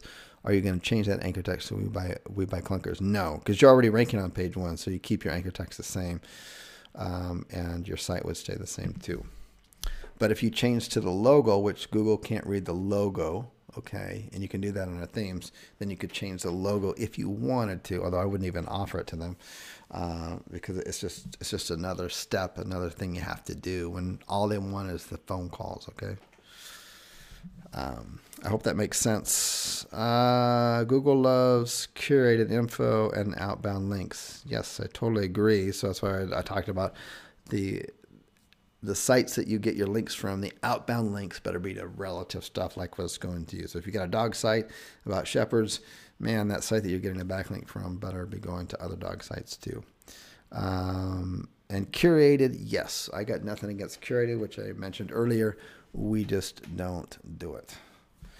We just want like the most juiciest, real, original type content. I guess we could do curated, but we don't. I'm just telling you what we do. I'm not saying curated is bad. Do you lose link juice with outbound links? And should they be in a reference page on the homepage? CJ, that's a good question. You know what? No one really knows, but based on what's out there now, Google wants to see some outbound links. They want to know that you're part of the community. Okay, that you're interacting with your blog comments, that you're that you're referring other good neighbors and stuff. Okay, so it's just natural. That's what every site does. So no, I don't think you would be unless you got really crazy with it. And there are some really, we don't get crazy geeky with it, but there are definitely some, I won't call them crazy geeky, but passionate SEO enthusiasts that have really strong arguments that there is no such thing as losing link juice for sending outbound links. But I would say no. We do that. It's part of our strategy. We're going to have some outbound links to like some news and something that's relative that would be realistic to our users. Okay. Angelina, I put the link in for the replays for 1 and 2. If you didn't get it, just ask for it again down below, and I will definitely put it in. Would you include the geo modifier in your main keyword? Example, cash for cars, Los Angeles. Okay, Stacy, great question. So let me grab a drink of water here.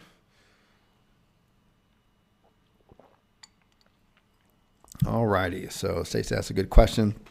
Would you add a geo modifier, which is just a fancy word for saying, would you slap the name of your city next to your keyword? So if your keyword is cash for cars and you had your site in Los Angeles, would you put cash for cars Los Angeles? That depends on which one gets more searches according to Google. So if I go into Google Keyword Planner and I type in cash for cars, and then my map in Google Keyword Planner is set for Los Angeles, and then I also type in the keyword cash for cars Los Angeles, and cash for cars gets more searches, then I don't need to put the modifier in there. And 9 out of 10 times, 8 out of 10 times, the cash for cars will get a higher searches for people searching within your IP address, and they don't put the modifier on it. And the reason that's changed over the years is that people have gotten smart. They're like, when I'm searching for something locally, I just realized that I don't need to put in my city name anymore. I can just type in what I'm looking for, and Google will miraculously show me only in my area. How do they know that? Because they can track your IP address. They know where you are. And they're spying on you and collecting all your data and selling it for billions of dollars. And they know all the porn sites you see and everything that you go to. All that stuff. So, yeah, people are figuring out that they don't have to put the modifier in there. So that's why the change in the search engines has gone. So it's really easy. I mean, Google's going to see on your website the way we teach you how to lay it out.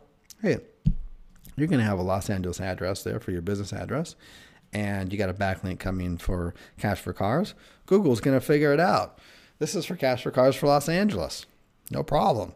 This is for cash for cars in Los Angeles. They're going to figure it out. This is for cash for cars in Los Angeles, California. If someone types it in, you're going to show up. You see what I mean?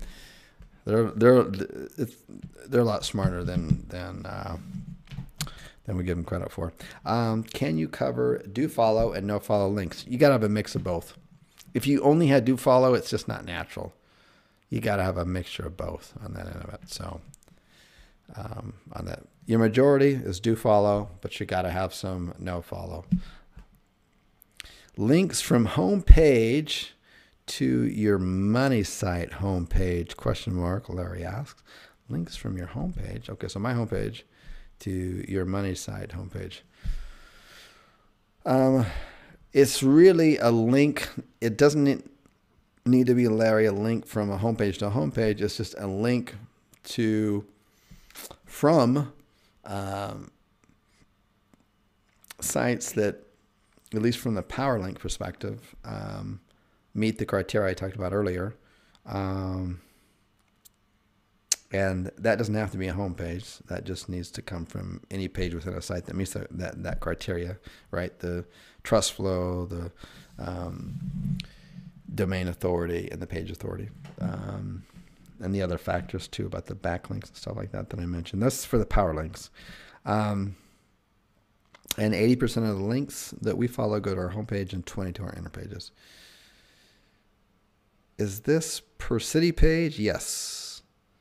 Or on a worldwide site, per site, and the city's piggyback. So, Chris Lee, good question.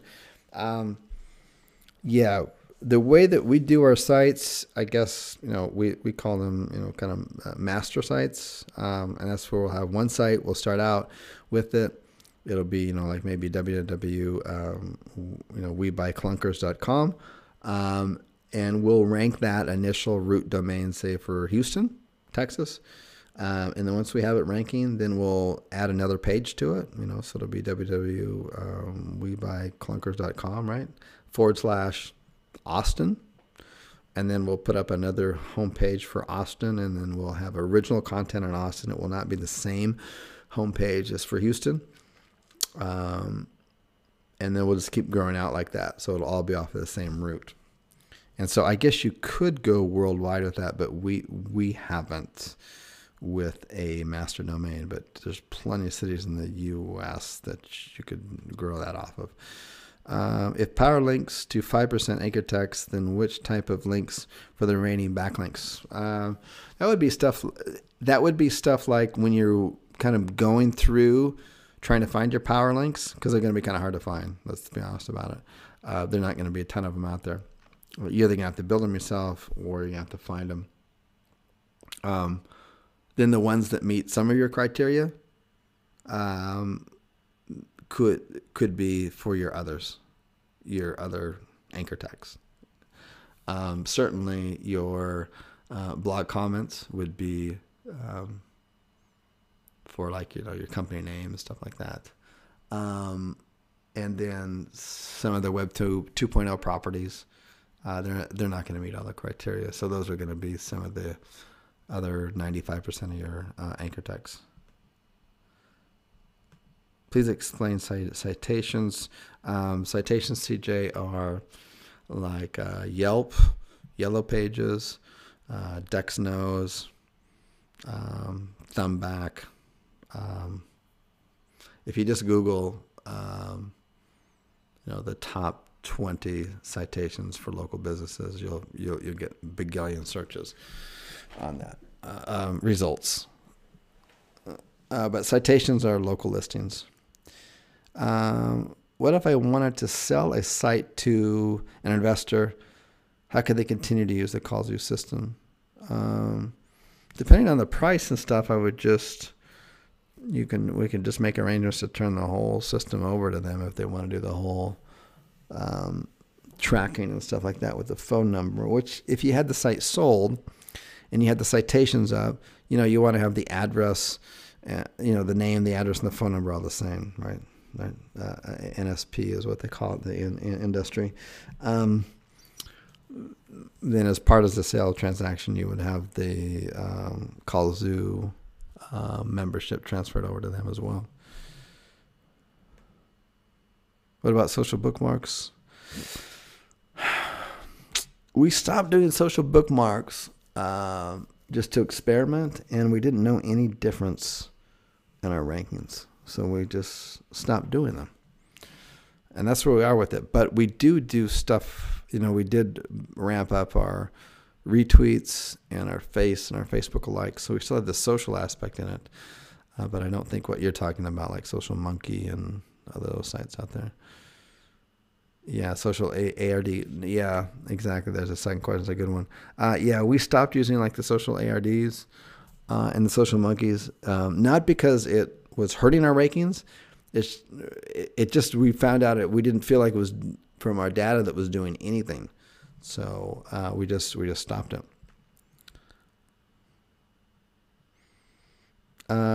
With the kallzu, can we get power links done for me? We don't offer that service. I apologize. That's just not a part of our business model. But we do inside the course. I've got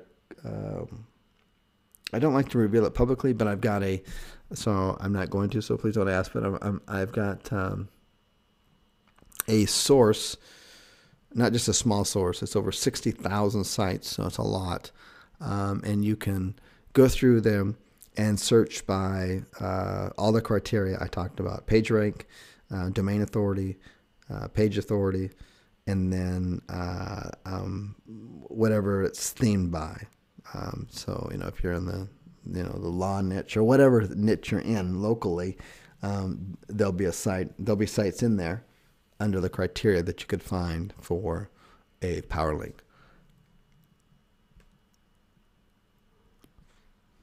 If I'm creating a Web 2.0 backlink, how many can I put on each 2.0 page? It's a good question, Dave. The way that I go over it in the course is we mix it up. So it's not like every single article that you post on a Web 2.0 has an outbound link going to it, because that's just not natural.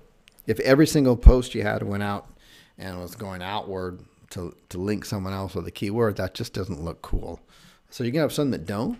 You're going to have some that just go out to like a news site or an authority site, and then one that goes out to maybe your site, and then maybe another one that you do a link exchange with one of the members.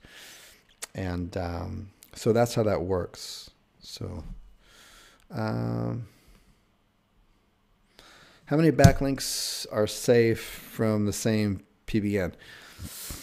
That's a debatable question. We've determined that 20 is pretty safe. That's 20 outbound links to 20 fairly similar links. And that's considering the site looks real, which I go over in detail on how to do that. And some of the articles, which are good articles, don't have any outbound links. And some of them have outbound links going to authority sites like Wikipedia, CNN News, Google News. Okay? So it looks very natural. That's the goal. Okay. And then we figure that 20 is pretty darn safe. And just to kind of give you an idea, within our own kallzu private blog networks, we go all the way up to 50 backlinks. But what we're recommending for the community is only 20. And actually, it's 19. It's one going to your site, and then 19 that you exchange out.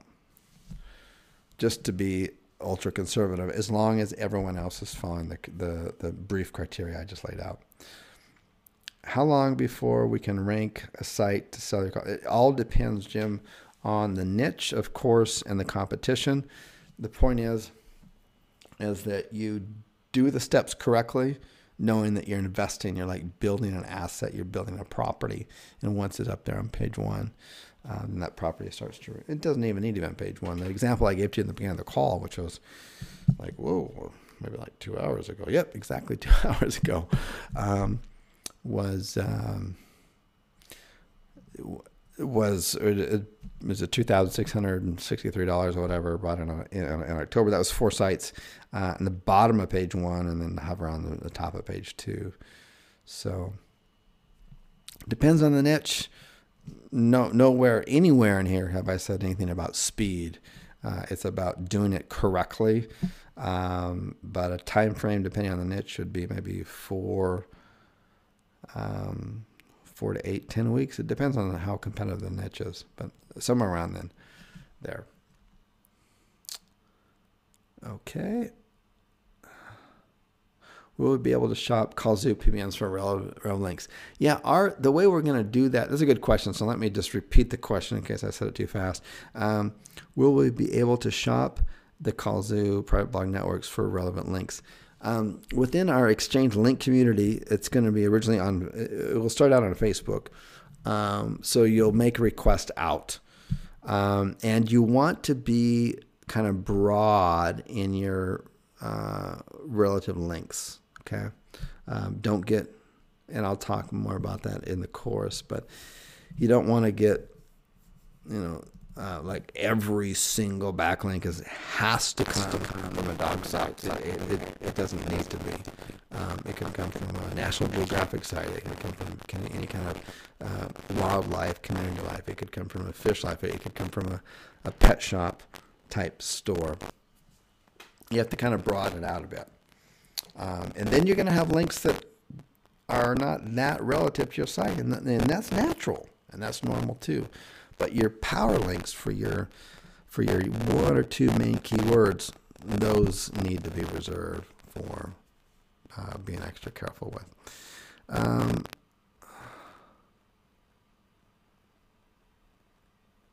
Chris V, that will be December 1st. I'm out of the U.S. Aruba.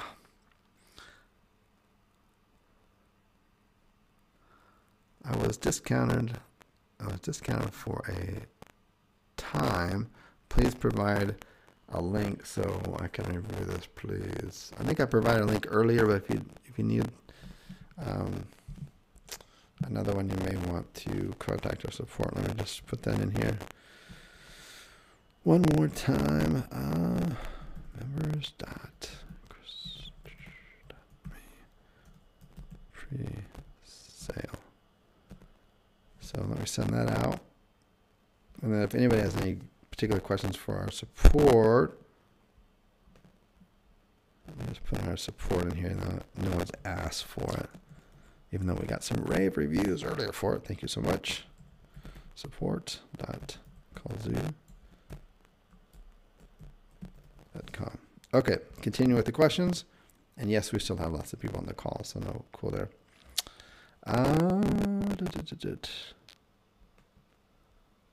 When I find a good PowerLink site and I have 50 cities, same niche, can I use 50 different pages?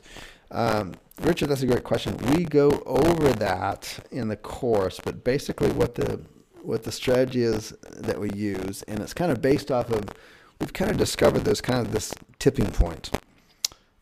Once you've kind of done your hard work and you've kind of proven yourself to Google that you're kind of a franchise type of website, you're ranking well in 4 to 5 to 6 cities on page 1. The rest of the cities tend to kind of get up to page 1 a heck of a lot easier than the first 7 did. And so with that, the way that we design our sites, the on-page SEO for the multi-link, for the multi-location sites, is such that the link juice to like a home page or one home page can be shared with others. It can kind of link through if a spider were to follow it.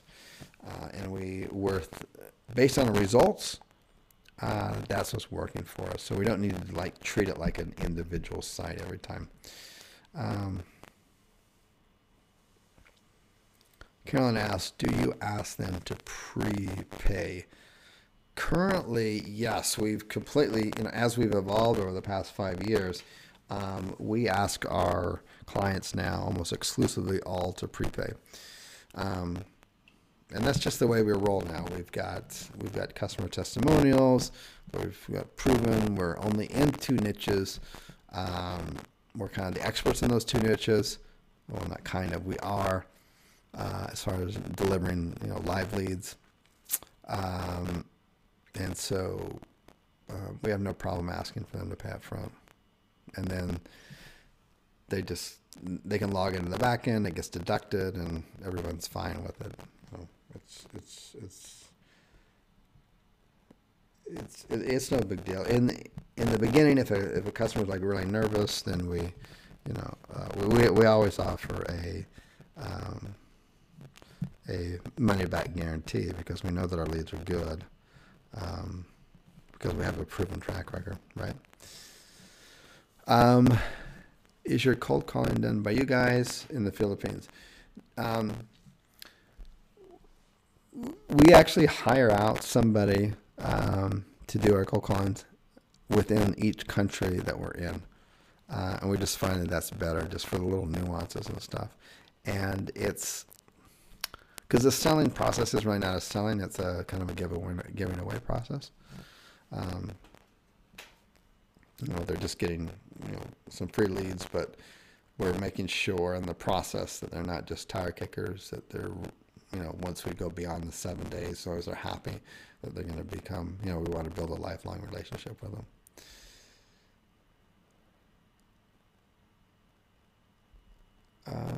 Do we get the video that we send to the clients? You can use our video. That's not a problem. We'll provide that in the course then. If we join, do we get access to templates of the pages you send prospect? Yes, you get all of our templates. Is there a script for cold calling? We have a script, yes, but it doesn't need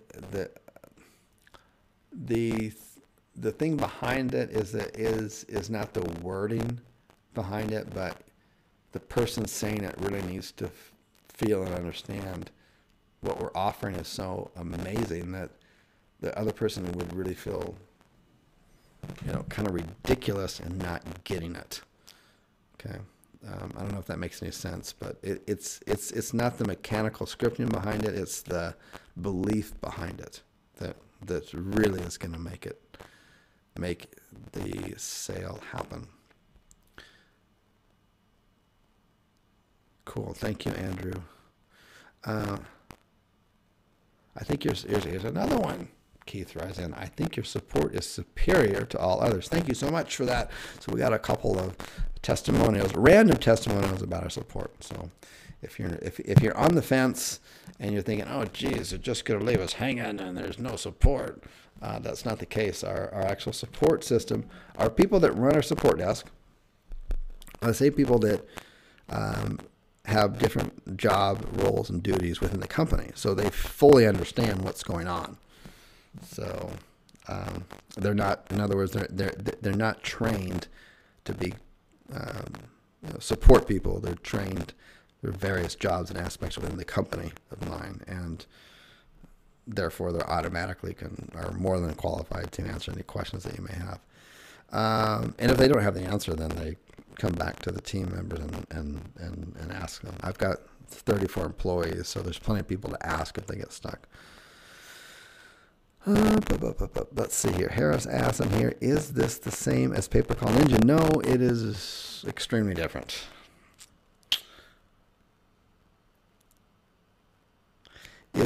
So Jason asks, is Skype still your top recommendation for the fallback primary overflow number, or do you recommend something else? That's a good one. So what that means is that, let's say you're just getting a site, started to rank. You need some place for those numbers to go to, because even if you're on page 4 or 5, you're still going to get phone calls. And as you kind of work your way up to 3 and page 2, you're going to get more and more phone calls. So where do you want to send those phone calls? I've always suggested send them to a Skype, and I still recommend that, except one of the to-do things to do, because we want it in our business too. I don't have it in my business, but I do want it. Is I just want a Twilio number that I can send it to a voicemail box there. It just makes it easier. It's just kind of within the family rather than going with a Twilio number and a Skype number. So, but either one's pretty much the same. PayPal. I guess use not, but we are seeing. Chris B, as far as your questions about PayPal and refunds and chargebacks and stuff like that, those things only happen when you don't have clear communication with your customers from the beginning and the onset, and you don't have a clear support desk and clear communication and stuff like that, and then they don't have nothing else to do except for, instead of contacting you for a refund, then they contact PayPal, and PayPal, they can't get a refund, so they have to do a chargeback, and that's where you get in trouble. But missed calls would not earn money for me under a minimum time, Larry. Yeah, if you had a minimum time, missed calls wouldn't, but your client needs to be aware of the missed calls because they're missing out on money. You're missing out on money if that's the way you have your system set up. Then it's a lose-lose for everybody. And it's a win-win for everybody if it's tracked and the missed calls, and then the clients get an SMS message, a text message to their cell phone when they get a missed call. In other words, hey, dummy, you just missed a phone call. It's right here sent to your text box. Hit the click now, call now button and give them a call back and try to make that sale so that you know, I'm charging you for it and I'm hoping you get a sale for it as well. Can I do the Google 3-pack without a postcard? Yes. That's a good question. Is based in the U.S. Yeah, it's only based in the U.S. That's the only way that's the only way we know how to do it. Fred, is in the U.S. But I would suggest that you grow your whole business within the U.S. to start out with. It's the most prosperous place to be in right now, and I'm not in the U.S. I haven't been in the U.S. since 2009, and I would say 80% of my business is in the U.S. So, case in point. Okay. Can you explain how the dynamic phone number insertion works? Stacy asks. Okay. So, yeah, that's one of the features I didn't mention on there, but I guess you saw on the sales page, is basically how that works. The simplest way to explain it is that when somebody, let's say you've got a client and you've got leads coming in from a YouTube channel, you've got leads coming in from your site, you've got leads coming in from a Google AdWords campaign with a dynamic phone insertion, which is a plugin that my team created for me. You can tell where the lead came from. Did it come from your Google AdWords? And if so, which one of your Google AdWords? Did it come from another source? Then you can tell. Okay. So it allows you to tell where the lead came from which advertising source. Cool. Thanks, Glenn. Appreciate it. Do you advise on landing pages? Yes, in our course we do. Assuming you have a model contract for us to use with clients, is there provisions for adding clients to a niche if one client can't handle the calls? We don't get that technical with our clients and our relationship with them. We don't really have a contract. What we have is an agreement. This is what it is per lead. This is how you're going to be billed. This is what we expect from you. But we don't have anything like, no, we don't do anything like that. We just move forward and kick some ass. Does any of the SEO tonight apply to affiliate marketing? Yeah, I would say a lot of it would apply to affiliate marketing as far as particularly with the looking at your really, the characteristics of a really good backlink. Do you have a system to generate reviews? Says Lynn. We do, and it's going to be with our private Facebook group, with our link exchange group. The best for generating reviews is going to be generating within the community. I don't trust buying them from anywhere on that. But if everybody in the community is trained on how to do it, and you contact someone from within the community and say, hey, I'm looking for a review. If you give me a review, I'll give you a review. And then some other guys say, hey, no problem, I'll give you a review if you give me a review, and we're all doing it and following it the same pattern in the way, then we're all going to be fine. Where will we be purchasing high trust age domains, and how much will they be paying for? John asked. So that would be for high trust age domains. This would be for a private blog network. You're gonna spend for a good one, you're gonna spend around $40-$60.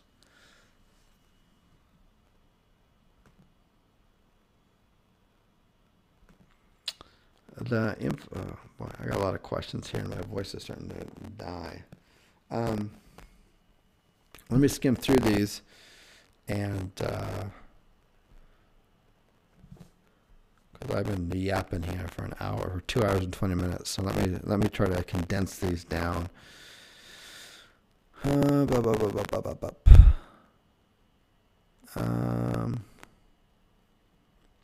Okay.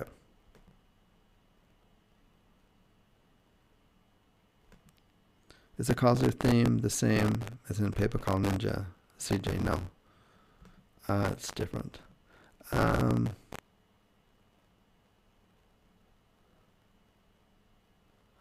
Neil says, you said to concentrate more in the U.S. for any reason. You don't have to. It's just a larger buying market there, that's all. So there's just more cities with the same niche that you can duplicate in that I found in other parts of the world. How different is this in the PayPal Ninja? 100% different. Stephen come in and ask for a $50 refund.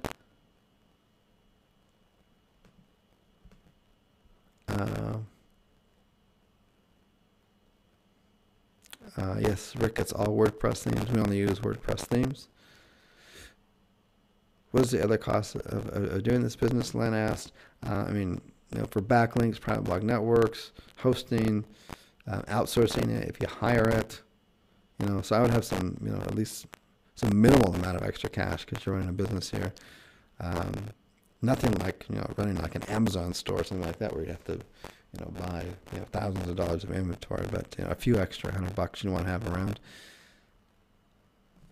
Link in the chat box. Okay. That in. So I'm going to start heading out here. So I'm going to put this last link in here.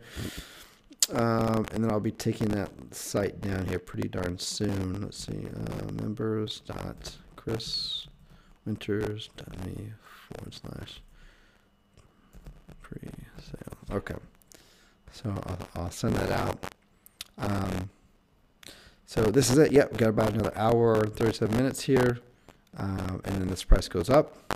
And then the end of the month, I'm actually going to close it because we're too busy with the current members that we have now and the few that we'll get later today and then for the next hour. So I'll raise the price. We'll get a couple more there, and then that's it. We'll close it up for a while. We want to make sure we can take care of everybody. And as you've seen by the chat box, we've gotten anonymous, just random people claiming how good our customer service is, and we want to maintain that. So now's your time to get into this. If you're even a current pay-per-call Ninja member, this is completely different on here. Steve, just relax. Just call our customer service. We'll take care of everybody. No problem.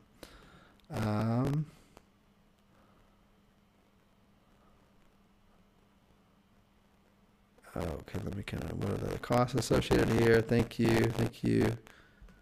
Yeah, what a steal exactly. Okay.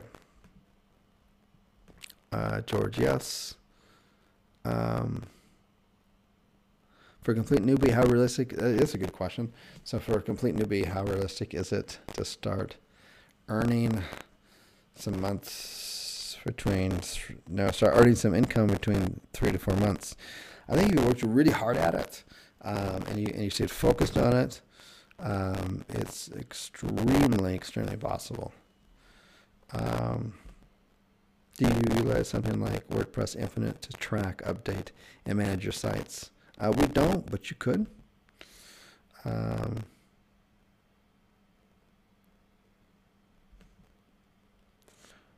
Okay.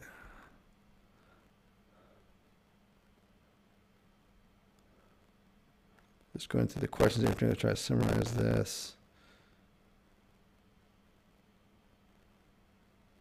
Okay, let me see if I can find right link for the replays. Hold on here.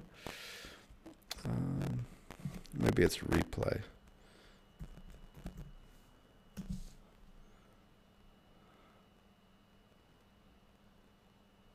Yeah, that's it.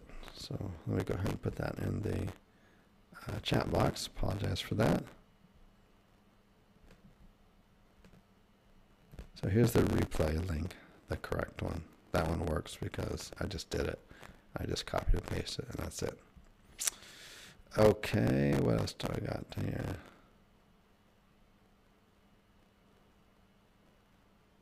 Steve here, how's the course structured?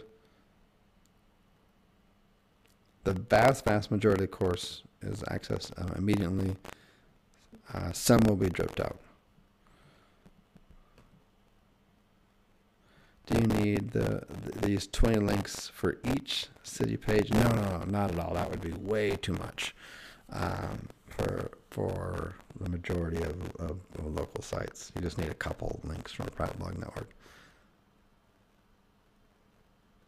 How long does C take rank? Definitely more than 2 weeks. 1 month plus, easily.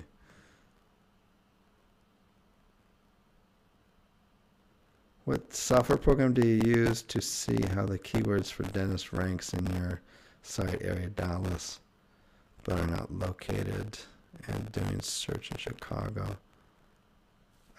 We just use Google Keyword Planner. Press releases work, Phil, they definitely work, but where they get screwed up is that people try to use their main keyword in the press release. So when we do press release, you just use one of two keywords: your company name, the branding, or a naked text. That's it. And then Google's cool with you. But you start trying to use an exact match domain for that 1% or 1, then you're hosed. Because then what happens is what you get, 100 or 500 or 1,000 or 2,000 anchor texts out there with cash for cars. Google's like, screw you. That's way too spammy, dude. Or chick or whatever. See what I'm saying?